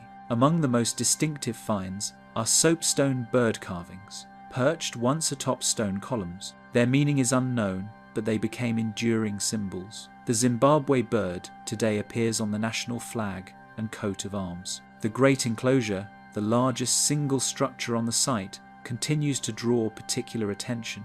Within its massive outer wall lies a narrow, winding passage that leads to an inner compound. At the center stands the conical tower. It is solid, with no doors or chambers inside. Its purpose remains unclear. Some suggest it represented a granary, a symbol of abundance and sustenance. Others believe it served as a marker of authority, linked to royal or ritual power. Without inscriptions or written explanations, its meaning is left to interpretation. The methods of construction demonstrate remarkable skill. Builders quarried granite from outcrops near the site. The stone fractured naturally into rectangular blocks, which were shaped further by hand. These blocks were stacked in horizontal rows without mortar, relying on balance and precision. The walls follow the contours of the land, curving with the hills rather than cutting across them. Some sections are decorated with patterns, chevrons, herringbone designs, and running lines created entirely through careful placement of stone. The result is both monumental and graceful. Even centuries after abandonment, the walls remain stable, testifying to the knowledge of their builders. Despite their imposing appearance, the walls were not military fortifications. They lacked battlements, arrow slits, or gates designed for defense. The stone enclosures did not surround the entire settlement. Most of the population lived outside the main walls, in thatched houses made of clay and wood. The stone complexes appear to have served ritual, political, or elite purposes, separating rulers and sacred activities from everyday life. Power was expressed through architecture, not through fortresses. European explorers first encountered the ruins in the late 19th century. They were astonished by the scale of the architecture, but many refused to believe that Africans could have built it. Alternative theories took hold that Phoenicians, Arabs, or even the lost tribes of Israel were responsible. These claims were rooted not in evidence, but in racial prejudice. In 1905, British archaeologist David Randall McIver excavated the site and demonstrated conclusively that the ruins were of African origin. He found no foreign artifacts in the earliest levels. His conclusion was clear: the city was built by Africans using African tools and knowledge. Still, denial persisted. In 1929, archaeologist Gertrude Caton Thompson conducted further excavations. Her work again confirmed the local origin. Only local materials were present in the foundations. Her verdict was firm: Great Zimbabwe was the creation of indigenous African builders. Yet myths continued. In colonial Rhodesia, textbooks downplayed or erased its history. Official narratives ignored the achievement. It was not until the late 20th century that recognition grew. When the nation gained independence in 1980, it took the name Zimbabwe, honoring the stone city. The soapstone birds were adopted as symbols of sovereignty, carved into the new national identity. Today, Great Zimbabwe is a UNESCO World Heritage Site. Visitors walk through its narrow stone passageways. The walls rise cool to the touch, shading the ground beneath. Wind moves through the open spaces. Grass grows in cracks between the granite blocks. The silence is heavy, but the scale of the ruins speaks for itself. It testifies to a society that shaped its landscape with vision and purpose. No chronicles survive, no royal inscriptions remain. The people who built Great Zimbabwe spoke through stone rather than through writing. They moved granite without mortar. They planned without blueprints. They organized labor without leaving behind lists of laws or decrees. Their capital rose from the earth and eventually returned to it. What endures are the walls of stone, the silence between them, and the unanswered questions they leave behind. The pyramid builders of Sudan. Far south of Egypt, beyond the first cataract of the Nile, the desert widens into open plains and broken hills. Scattered across this quiet landscape, in what is now northern Sudan, stand hundreds of small, steep pyramids. They rise above the sand, their tips weathered by centuries of wind, their limestone caps long gone. Many are half buried, others broken, yet still they endure. These are the pyramids of the Kingdom of Kush, a civilization that ruled the Nile Valley for centuries, and one that built more pyramids than Egypt itself. The Kushite pyramids are concentrated in three main sites: El Kuru, Nuri, and Meroe. Together, they number more than 250. Their appearance differs sharply from the famous pyramids of Giza. The Kushite structures are slender and steep, built at sharper angles, almost triangular against the horizon. Their heights range from 6 to 30 meters. They were built from sandstone blocks, carefully quarried and stacked. At their bases, many had chapels where offerings could be placed. Entrances, always cut into the east side, led by stairways to underground burial chambers hewn into the rock. There, rulers and nobles were laid to rest, accompanied by goods, weapons, and ornaments meant to serve them in the afterlife. The earliest pyramids, at El Kuru, date to the 8th century BCE. They mark the tombs of the Napatan kings, whose capital lay near Jebel Barkal, a sandstone outcrop that became a sacred landmark. These rulers descended from earlier Nubian chiefs, but their practices reflected heavy Egyptian influence. They wrote in hieroglyphs, they worshipped Amun, they raised pyramids closely modelled on Egyptian designs, though adapted to their own traditions. Among these rulers was King Piye. In the mid-8th century BCE, he led an army northward and conquered Egypt. His campaign was recorded in a long granite stela, now in Cairo. It describes sieges, the submission of local rulers, and Piye's devotion to Egyptian gods. Piye presented himself as pharaoh, performing temple rites and honouring sacred customs. His dynasty, remembered as Egypt's 25th, established Nubian rule over both Kush and Egypt. For nearly a century, the Black Pharaohs controlled the Nile Valley from the Delta to Nubia, blending traditions from both lands. At Nuri, across the Nile from El Kuru, later kings were buried. Among them was Taharqa, perhaps the most renowned of the Kushite rulers. His pyramid, the largest ever built in Sudan, once rose impressively before its partial collapse. Taharqa's reign was marked by ambition and resilience. He expanded temples at Karnak in Egypt. He faced repeated invasions by the Assyrians and struggled to maintain unity over two lands. His name appears in inscriptions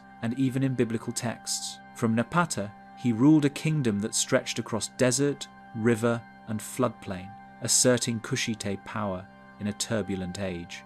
By the 7th century BCE, foreign armies forced the Kushite pharaohs out of Egypt. They retreated south, consolidating power in Nubia. The capital eventually shifted to Meroe, farther down the Nile, near the edge of the Ethiopian highlands. Here, a new phase of Kushite history began. The pyramids at Meroe are more numerous than at El Kuru or Nuri. Built between 300 BCE and 300 CE, they are smaller and steeper in form. Their chapels show local adaptations. Reliefs carved into sandstone walls depict rulers in Nubian dress, and gods shown with regional features distinct from Egypt. Inscriptions appear in Meroitic script, a writing system still only partly deciphered. No bilingual text has been found, and so the language remains largely unreadable. The people of Meroe spoke in words that are lost to us. Burial customs at Meroe also shifted. Grave goods included iron weapons, pottery, ornaments, and jewelry.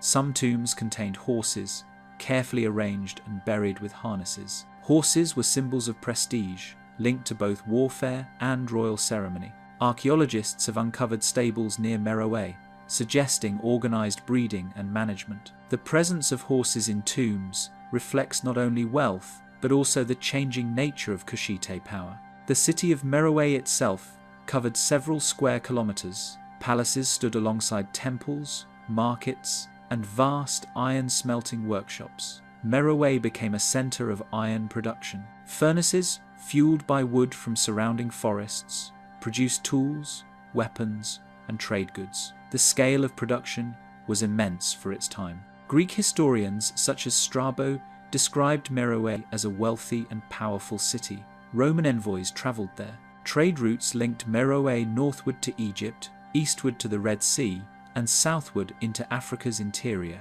Goods such as ivory, gold, and slaves formed part of its exports, while imports included glass, wine, and luxury items from the Mediterranean and beyond. By the 4th century CE, the era of pyramid building ended. Meroe declined, though the reasons remain debated. Some scholars point to environmental strain. Iron production may have stripped the land of forests, leading to shortages of fuel and soil erosion. Agriculture may have weakened. Others suggest that long-distance trade routes shifted eastward, bypassing Meroe in favor of Red Sea ports. Still others emphasize the rise of Aksum in Ethiopia, a kingdom whose growing power may have undermined Kushite influence. Whatever the causes, Meroe was eventually abandoned. The pyramids were left to the desert, silent and unvisited. Over centuries, sand crept against their walls and buried their bases. Treasure hunters damaged their peaks. In the 1832, Italian explorer Giuseppe Fellini destroyed several pyramids with explosives, hoping to uncover treasure. He found gold ornaments, but his blasts ruined irreplaceable monuments. His actions left scars still visible today. Modern archaeology began in the 20th century. Teams from Sudan, Germany, and the United States surveyed, mapped, and excavated. Reliefs inside the chapels revealed the art of Kushite craftsmen. Some depict kings receiving offerings, others show gods guiding the dead. The style blends Egyptian influence with local tradition, producing imagery unique to Kush. Kushite tombs differ from Egyptian ones in structure. Egyptian pyramids often contained multiple chambers and intricate passageways. The Kushite pyramids were simpler. A stairway descended to a single vaulted chamber. The deceased was placed on stone benches, surrounded by goods for the afterlife. Seals closed the entrance. Sand completed the burial, sealing ruler and offerings together in silence. Despite their number and their historical importance, the pyramids of Sudan remain less known than those of Egypt. Tourism is limited. Excavations progress slowly. Political instability has interrupted research. The desert steadily reclaims the monuments. Some pyramids are half buried, others collapsing. Yet they continue to stand slender points of stone against the wide horizon, silent markers of a kingdom once powerful, now largely forgotten. Today, the descendants of the Kushites live along the Nile, in villages scattered near the ruins. Their languages and traditions have changed with time, but the pyramids remain as reminders. These structures were not built for spectacle. They were not meant to dominate distant horizons, as Egypt's Great Pyramids once did. They were built to endure. And though many are damaged, half-hidden, or eroded by centuries of sand, they remain still standing in the desert, monuments to a civilization that has passed, yet not vanished. The labyrinth of the Minos, on the island of Crete, where olive groves stretch toward the sea and low hills rise in dusty waves, lies the site of Knossos. Its foundations spread outward, twisting and branching like roots through the earth. Staircases descend into chambers, corridors turn into other corridors, rooms open into more rooms with little symmetry and no fixed plan. This is the Palace of Knossos, once the heart of the Minoan civilization. Later, myths would speak of a labyrinth, of a king named Minos, and of a beast beneath the floors. But beneath those legends, the ruins remain. The Minoans flourished from about 2600 to 1100 BCE. Their culture was centered on Crete. Though their influence reached across the Aegean, they traded widely, sending ships to Egypt, the Levant, Cyprus, and the Greek mainland. They built palaces, painted frescoes, and developed their own scripts. Yet they left no written history that we can read. Their languages remain undeciphered. Their decline came suddenly, leaving only fragments of their lives. The palace of Knossos covers more than 20,000 square meters. It was not a palace in the European sense of the word. It was an administrative, religious, and economic hub. Storage rooms held rows of massive pithoi, large clay jars used for grain, oil, and wine. Courtyards provided open gathering places. Shrines and altars were scattered throughout. There were no high defensive walls. The architecture was open, suggesting a society confident in stability or protected by the sea. The design used light wells to draw daylight into inner rooms. Wooden columns, painted red and tapering downward, supported upper levels, a style later echoed in Greek temples. Doors could be folded back to connect adjoining rooms or closed to divide them. Beneath the floors, drainage systems carried water away. Clay pipes supplied basins. Some walls were decorated with vivid frescoes, dolphins swimming among lilies, spirals repeating in calm rhythm, and acrobats captured mid-leap over massive bulls. Men and women alike are shown, their bodies slender, their postures composed, their faces without expression. The Minoans used two main writing systems, Cretan hieroglyphs and Linear A. Both appear on seals, tablets, and ceremonial vessels. Neither has been deciphered. The tablets written in Linear A often arrange their signs in neat, repeating series, suggesting records of goods or offerings, but the language itself is unknown. It is not Greek, it is not Semitic, it has no known relatives. Without a bilingual inscription, its meaning remains closed. Around 1700 BCE, many of Crete's palaces were destroyed, possibly by earthquake. They were rebuilt on a larger scale, with even more complex layouts. This second phase marked the height of Minoan culture. The art of this period, its frescoes, jewelry, and ceramics, remain some of the most distinctive from the Bronze Age Aegean. Yet the peak was brief. Another wave of destruction followed.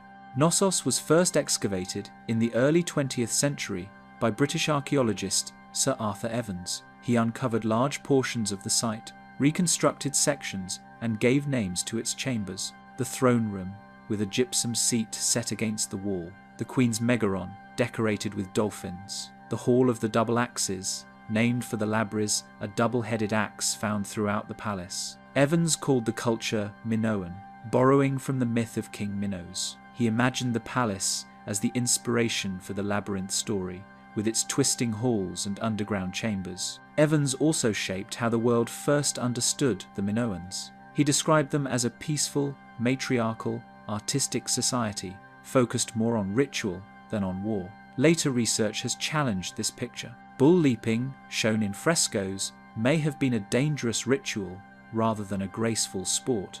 Weapons have been uncovered at the site. Human bones show signs of cutting and burning. While Minoan art depicts few scenes of conflict, violence was not absent from their world. The eruption of the Thera volcano around 1600 BCE on the nearby island of Santorini was one of the largest in recorded prehistory. The blast sent ash clouds across Crete. Tsunamis struck the northern coast. Trade networks collapsed. Some scholars argue that the eruption weakened Minoan society, yet Knossos itself survived the disaster and continued to function. By about 1450 BCE, many other Minoan centers were destroyed. Knossos endured, but under new influence. The Mycenaeans from mainland Greece occupied the palace. Their script, Linear B, begins to appear in the archaeological record. Linear B was derived from Linear A, but used to write Greek. Unlike Linear A, it has been deciphered. The texts from Knossos record lists of workers, inventories of goods, and offerings to gods. They confirm that by the late 15th century BCE, Greek speakers controlled Knossos, turning it into an outpost of Mycenaean rule. The end came around 1370 BCE. The palace was abandoned, roofs collapsed, walls crumbled. Unlike earlier destructions, Knossos was not rebuilt. The site fell silent. By the time Homer sang of kings and ships, Knossos was already a memory, folded into legend. No royal tombs have been found at Knossos, no archives, no proclamations. The Minoans are known only through fragments, frescoes, potsherds, seals, and undeciphered tablets. Their cities once bustled with movement and colour. Their writing systems remain closed. Their gods are without names. The frescoes show people with calm faces, men painted with red-brown skin, women with pale skin and elaborate hair. They hold lilies, they play instruments, they leap over bulls. Their expressions are serene, but their words are lost. The art survives, yet the voices are gone. The labyrinth may never have held a minotaur, yet the palace of Knossos, with its twisting rooms and layered corridors, was itself a labyrinth of stone. It contained a civilization that built without iron, wrote without translation, and fell without leaving explanation. The silent temples of Göbekli Tepe, in the dry hills of southeastern Turkey, just 15 kilometers from the city of Şanlıurfa, a mound rises gently from the earth. Covered with grass, scattered stones, and the occasional shepherd's path, it appears unremarkable. Yet beneath this hill lies one of the most extraordinary archaeological discoveries of the modern era. Known as Göbekli Tepe, Potbelly Hill, in Turkish, it is the site of the world's oldest known monumental architecture. Built more than 11,000 years ago, long before the invention of writing, metal tools, or the wheel, it forces a reconsideration of how human civilization began. The site was first recorded in the 1960 seconds during a survey of prehistoric settlements. At the time, it was dismissed as a medieval cemetery. The fragments of stone protruding from the soil were not recognized for their true age. For decades, it was left undisturbed. Only in 1994 did German archaeologist Klaus Schmidt examine the mound closely. He noticed fragments of carved limestone scattered across the surface. He recognized that they did not belong to a medieval graveyard. He began to excavate. What he uncovered would change the timeline of human history. Göbekli Tepe consists of multiple circular and oval enclosures, each built of massive T-shaped stone pillars arranged in rings. Some pillars rise over 6 meters high and weigh as much as 20 tons. They were carved from local limestone and moved without the benefit of draft animals, carts, or wheels. Many are decorated with low-relief carvings. Foxes, snakes, scorpions, wild boars, and vultures appear alongside abstract symbols. On several pillars, arms and hands are carved down the sides, as if the stones themselves are stylized human figures or perhaps deities given form in stone. The layout of the enclosures varies. Some have 2 massive central pillars surrounded by smaller stones. Others follow different arrangement. At least 20 such rings have been identified across the mound, though only a few have been excavated. Beneath the exposed structures lie even earlier layers, untouched, older still. Each phase of construction seems to rest on a previous one, buried deliberately before the next began. Carbon dating of organic remains from the site places the earliest construction at around 9,600 BCE. This predates Stonehenge by more than 6 millennia. It is older than agriculture, older than pottery. It belongs to the pre-pottery Neolithic, a time when humans still lived primarily as hunter-gatherers before farming villages became common. Yet here, people gathered to carve stone, raise pillars, and shape a ceremonial landscape that required planning, cooperation, and shared intention. There is no evidence of houses at Göbekli Tepe, no hearths, no domestic floors, no middens of household debris. It does not appear to have been a village. It seems to have been a ritual center, a place visited seasonally or periodically, not lived in permanently. The sheer labor involved in its construction suggests organized cooperation.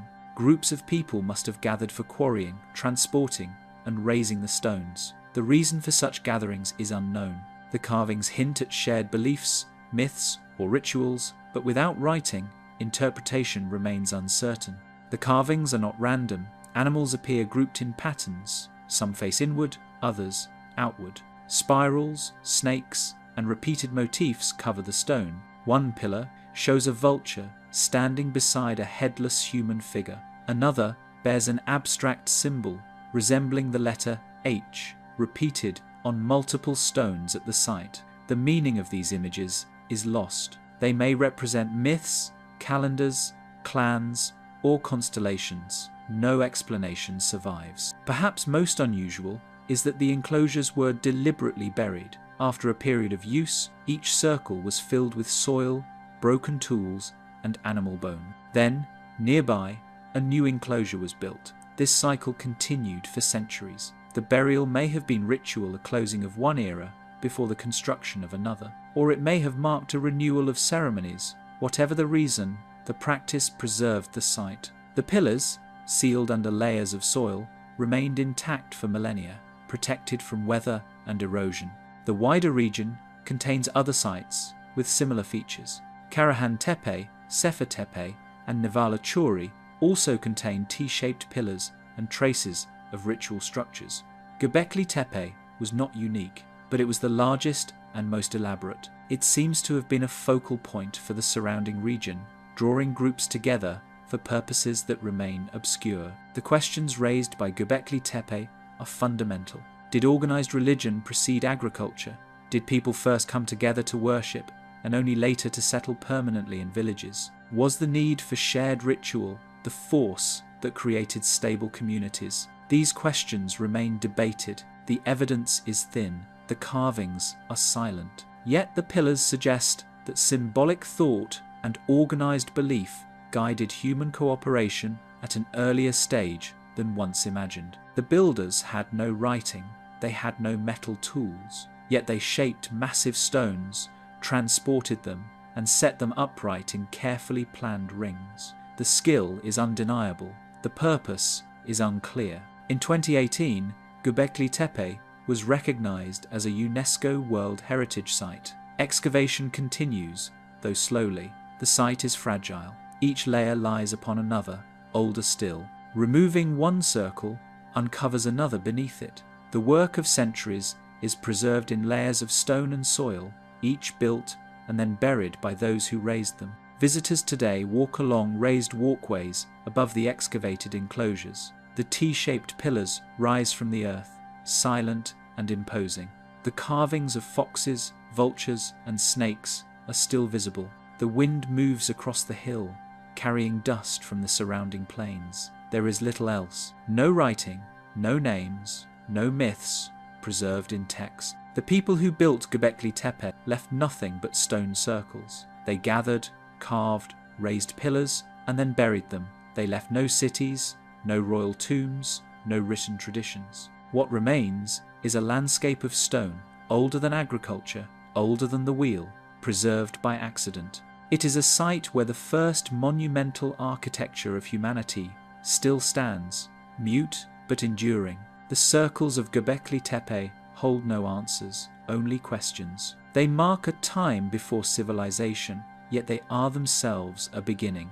The deserted port of Lothal. In the coastal plains of Gujarat, India, where the land flattens toward the Arabian Sea and the heat settles in waves across the soil, lie the remains of one of the world's earliest known dockyards. The site is called Lothal. Once, it was a busy port of the Indus Valley civilization. Boats likely entered its channels. Warehouses stored goods. Workshops fired beads and pottery. Streets were laid out in stone and brick. Today, it lies quiet. Its channels are dry, its walls are broken, its harbour long separated from the sea. Lothal was first excavated in 1955 by Indian archaeologist S.R. Rao. What emerged surprised scholars. The site dated to around 2400 BCE, during the mature phase of the Indus civilization. Unlike Harappa or Mohenjo-Daro, it was not located in the Indus heartland of present-day Pakistan. Instead, it stood farther south, on the edge of the Gulf of Kambhat. Its position suggested trade. Its remains confirmed it. The city followed a deliberate plan. Houses and workshops were built in rectangular blocks. Streets aligned with the cardinal directions. A central platform dominated the settlement, and on one side, a large basin stretched across the plain. It was unlike anything else uncovered in the Indus world. The basin measured about 214 meters long and 37 meters wide. Its walls were lined with kiln-fired bricks. It was connected to channels by an inlet. Nearby, archaeologists uncovered a warehouse built on a platform with 64 square bases. Goods could have been unloaded from boats, stored, sorted, and redistributed here. Early researchers identified the basin as a dockyard, making it possibly the oldest known in the world. The interpretation has been debated. Some suggest the basin was a reservoir for irrigation, yet evidence points toward a maritime function. Tidal marks have been traced on its walls. A sluice structure controlled the flow of water. Its alignment matches ancient river channels that once reached the sea. At higher water levels, boats could have entered directly. If so, Lothal was not just a town, it was a port that connected the Indus civilization to wider networks. Artifacts recovered at Lothal confirm its role in trade. Beads of carnelian and agate, drilled with remarkable precision, faience ornaments, ivory combs, and copper tools, shell bangles, terracotta figurines. Some were made locally, others came from afar. Merchants from Lothal likely exchanged goods with Mesopotamia, the Persian Gulf, and regions of the Indian subcontinent. Seals carved with animal motifs and Indus script were found here, identical in style to those at Harappa and Mohenjo-Daro. The script, however, remains undeciphered. It appears on tiny tablets and seals short inscriptions, too brief to unlock a full language. Without translation, their meaning remains out of reach. The city was also a centre of industry.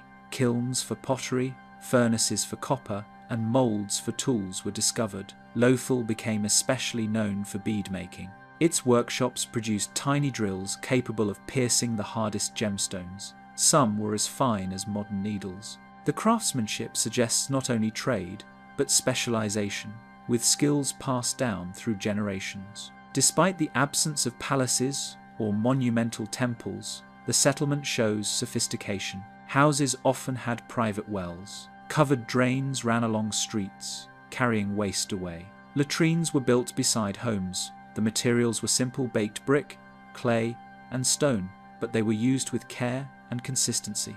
The order reflects planning. The daily life of the city was supported by systems of water, craft, and storage. By around 1900 BCE, signs of decline appear. The Great Basin no longer functioned as before. Layers of silt covered its floor. Sediment records suggest a shift in the river's course. The water connection to the sea was lost. The warehouse showed evidence of repeated flooding. Flood damage, environmental change, or tectonic shifts may have played a role. The once busy port slowed. Workshops continued, but with reduced activity. The seals vanished from use. The settlement shrank in importance. There are no texts to explain the end. The Indus script, preserved only on seals and fragments, has not been translated. It is too short, too rare, too disconnected from known languages. Without written records, the story of Lothal's decline is inferred only from layers of mud and broken pottery. Theories differ. Some argue that tectonic activity altered rivers, cutting the port off from tidal waters. Others point to changing climate. Deforestation, erosion, or failing monsoons may have damaged agriculture.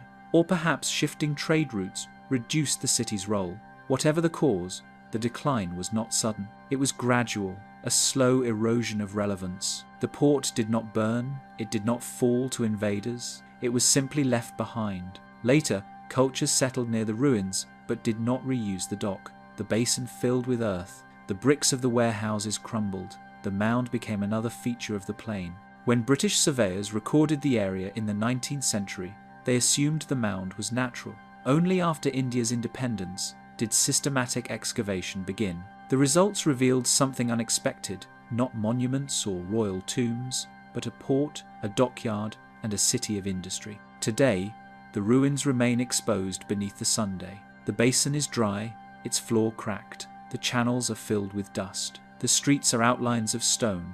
Tourists walk between broken walls. Signposts identify warehouses and houses that no longer stand. A small museum nearby displays beads, figurines, and seals. The tiny drilled stones, once part of global trade, sit behind glass. The port that once connected distant worlds is silent now. Boats no longer arrive. Warehouses no longer fill with goods. The dockyard lies cut off from the sea it once served. The people who built Lothal left no epic texts. They raised no palaces. They carved no royal statues. What endures are foundations of brick, tools of copper, ornaments of shell and carnelian, and the basin that may have been the world's first dock. Lothal remains a puzzle, a city tied to water, later dissolved by time. A settlement of craftsmen and traders, remembered not for kings or battles, but for a dockyard that opened its world to others before fading quietly into dust. The abandonment of Angkor.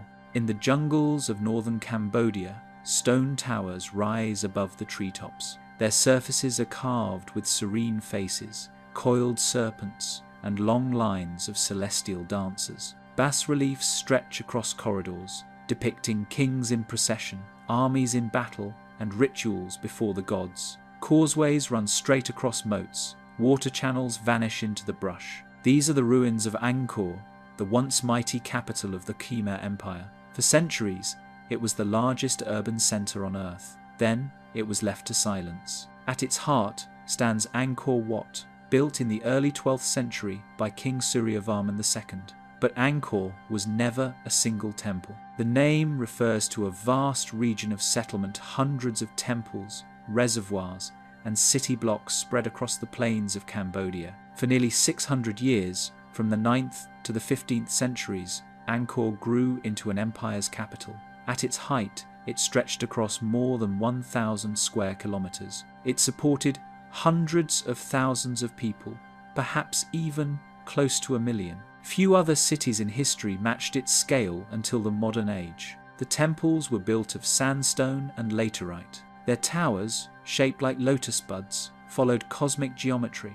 Their enclosures reflected the Hindu vision of the universe, centered on Mount Meru, surrounded by oceans and continents. Yet while the temples remain, the wooden houses of the ordinary people have long vanished. Only the stone of the sacred survived. What we see today are the monuments of belief, not the living city.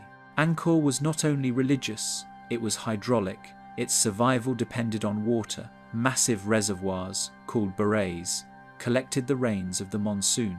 Canals, dikes, and moats carried the water across the land. Rice fields flourished on an industrial scale. Every dry season, water from the reservoirs sustained the city. Every wet season, the system released floods in controlled amounts. The engineering was precise. Without it, Angkor could not have existed. The Khmer kings were builders. Jayavarman II, considered the founder of the empire, declared independence from Java in the early 9th century and began construction at the site. His successors expanded the capital with temples and waterworks. Yasovarman I established the first planned city, Yasodharapura. In the early 12th century, Suryavarman II ordered the construction of Angkor Wat, a temple dedicated to Vishnu, which later became a symbol of Cambodia itself. Later, Jayavarman VII raised Angkor Thom, a walled city, and the Bayon Temple, its towers covered with enormous stone faces, each gazing outward to the horizon. Religion shifted over the centuries. The early kings favoured Hinduism, especially Shaivism, worship of Shiva. Later, rulers turned to Mahayana Buddhism. Still later, Theravada Buddhism took root. The temples reflect these changes. Shrines were rededicated. Images of Vishnu and Shiva stand near statues of the Buddha. Inscriptions overlap one another. The stone shows a record of belief in motion. At its height, Angkor projected power across Southeast Asia. Armies marched into what is now Thailand, Laos, and Vietnam.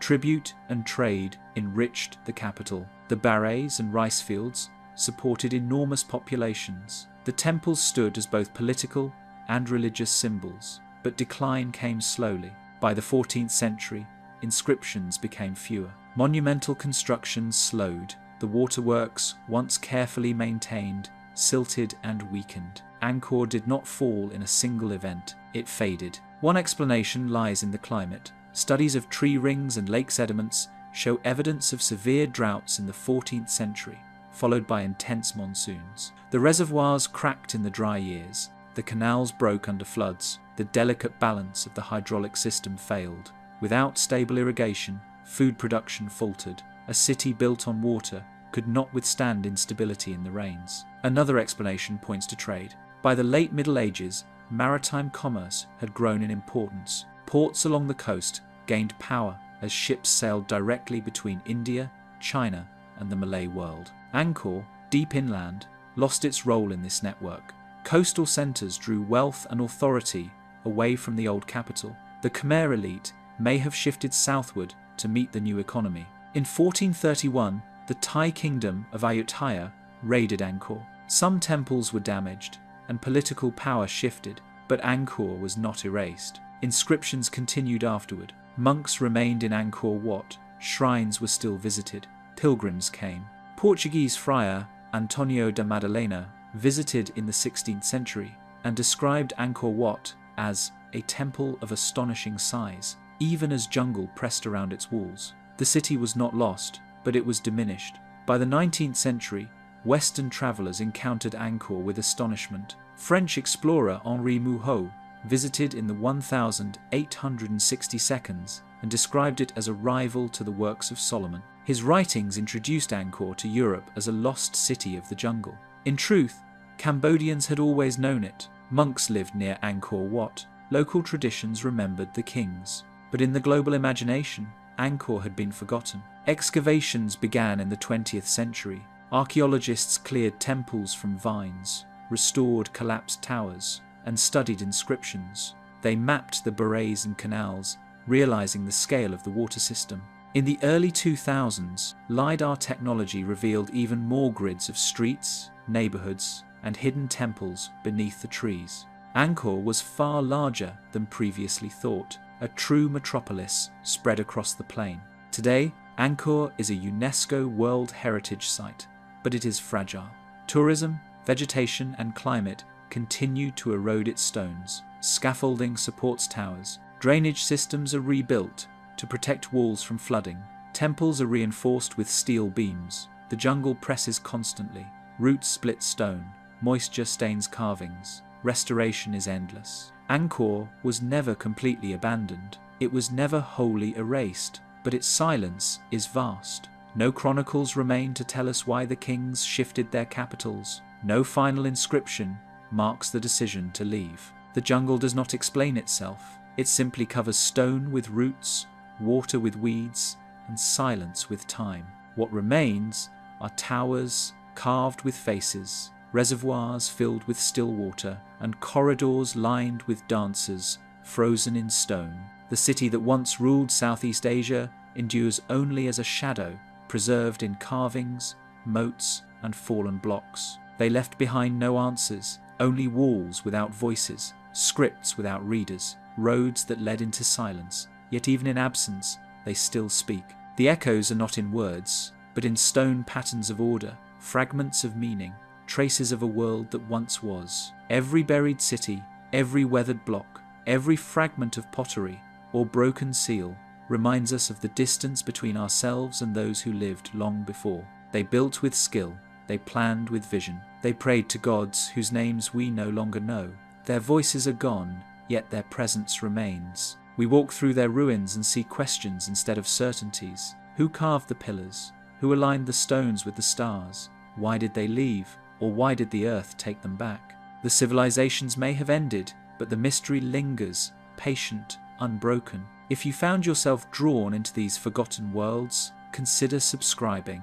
We search the ruins that time tried to erase, follow the questions history never finished asking, and return to the places where silence holds its longest breath. Like, share, and join us as we continue tracing the quiet outlines of the ancient and the unexplained.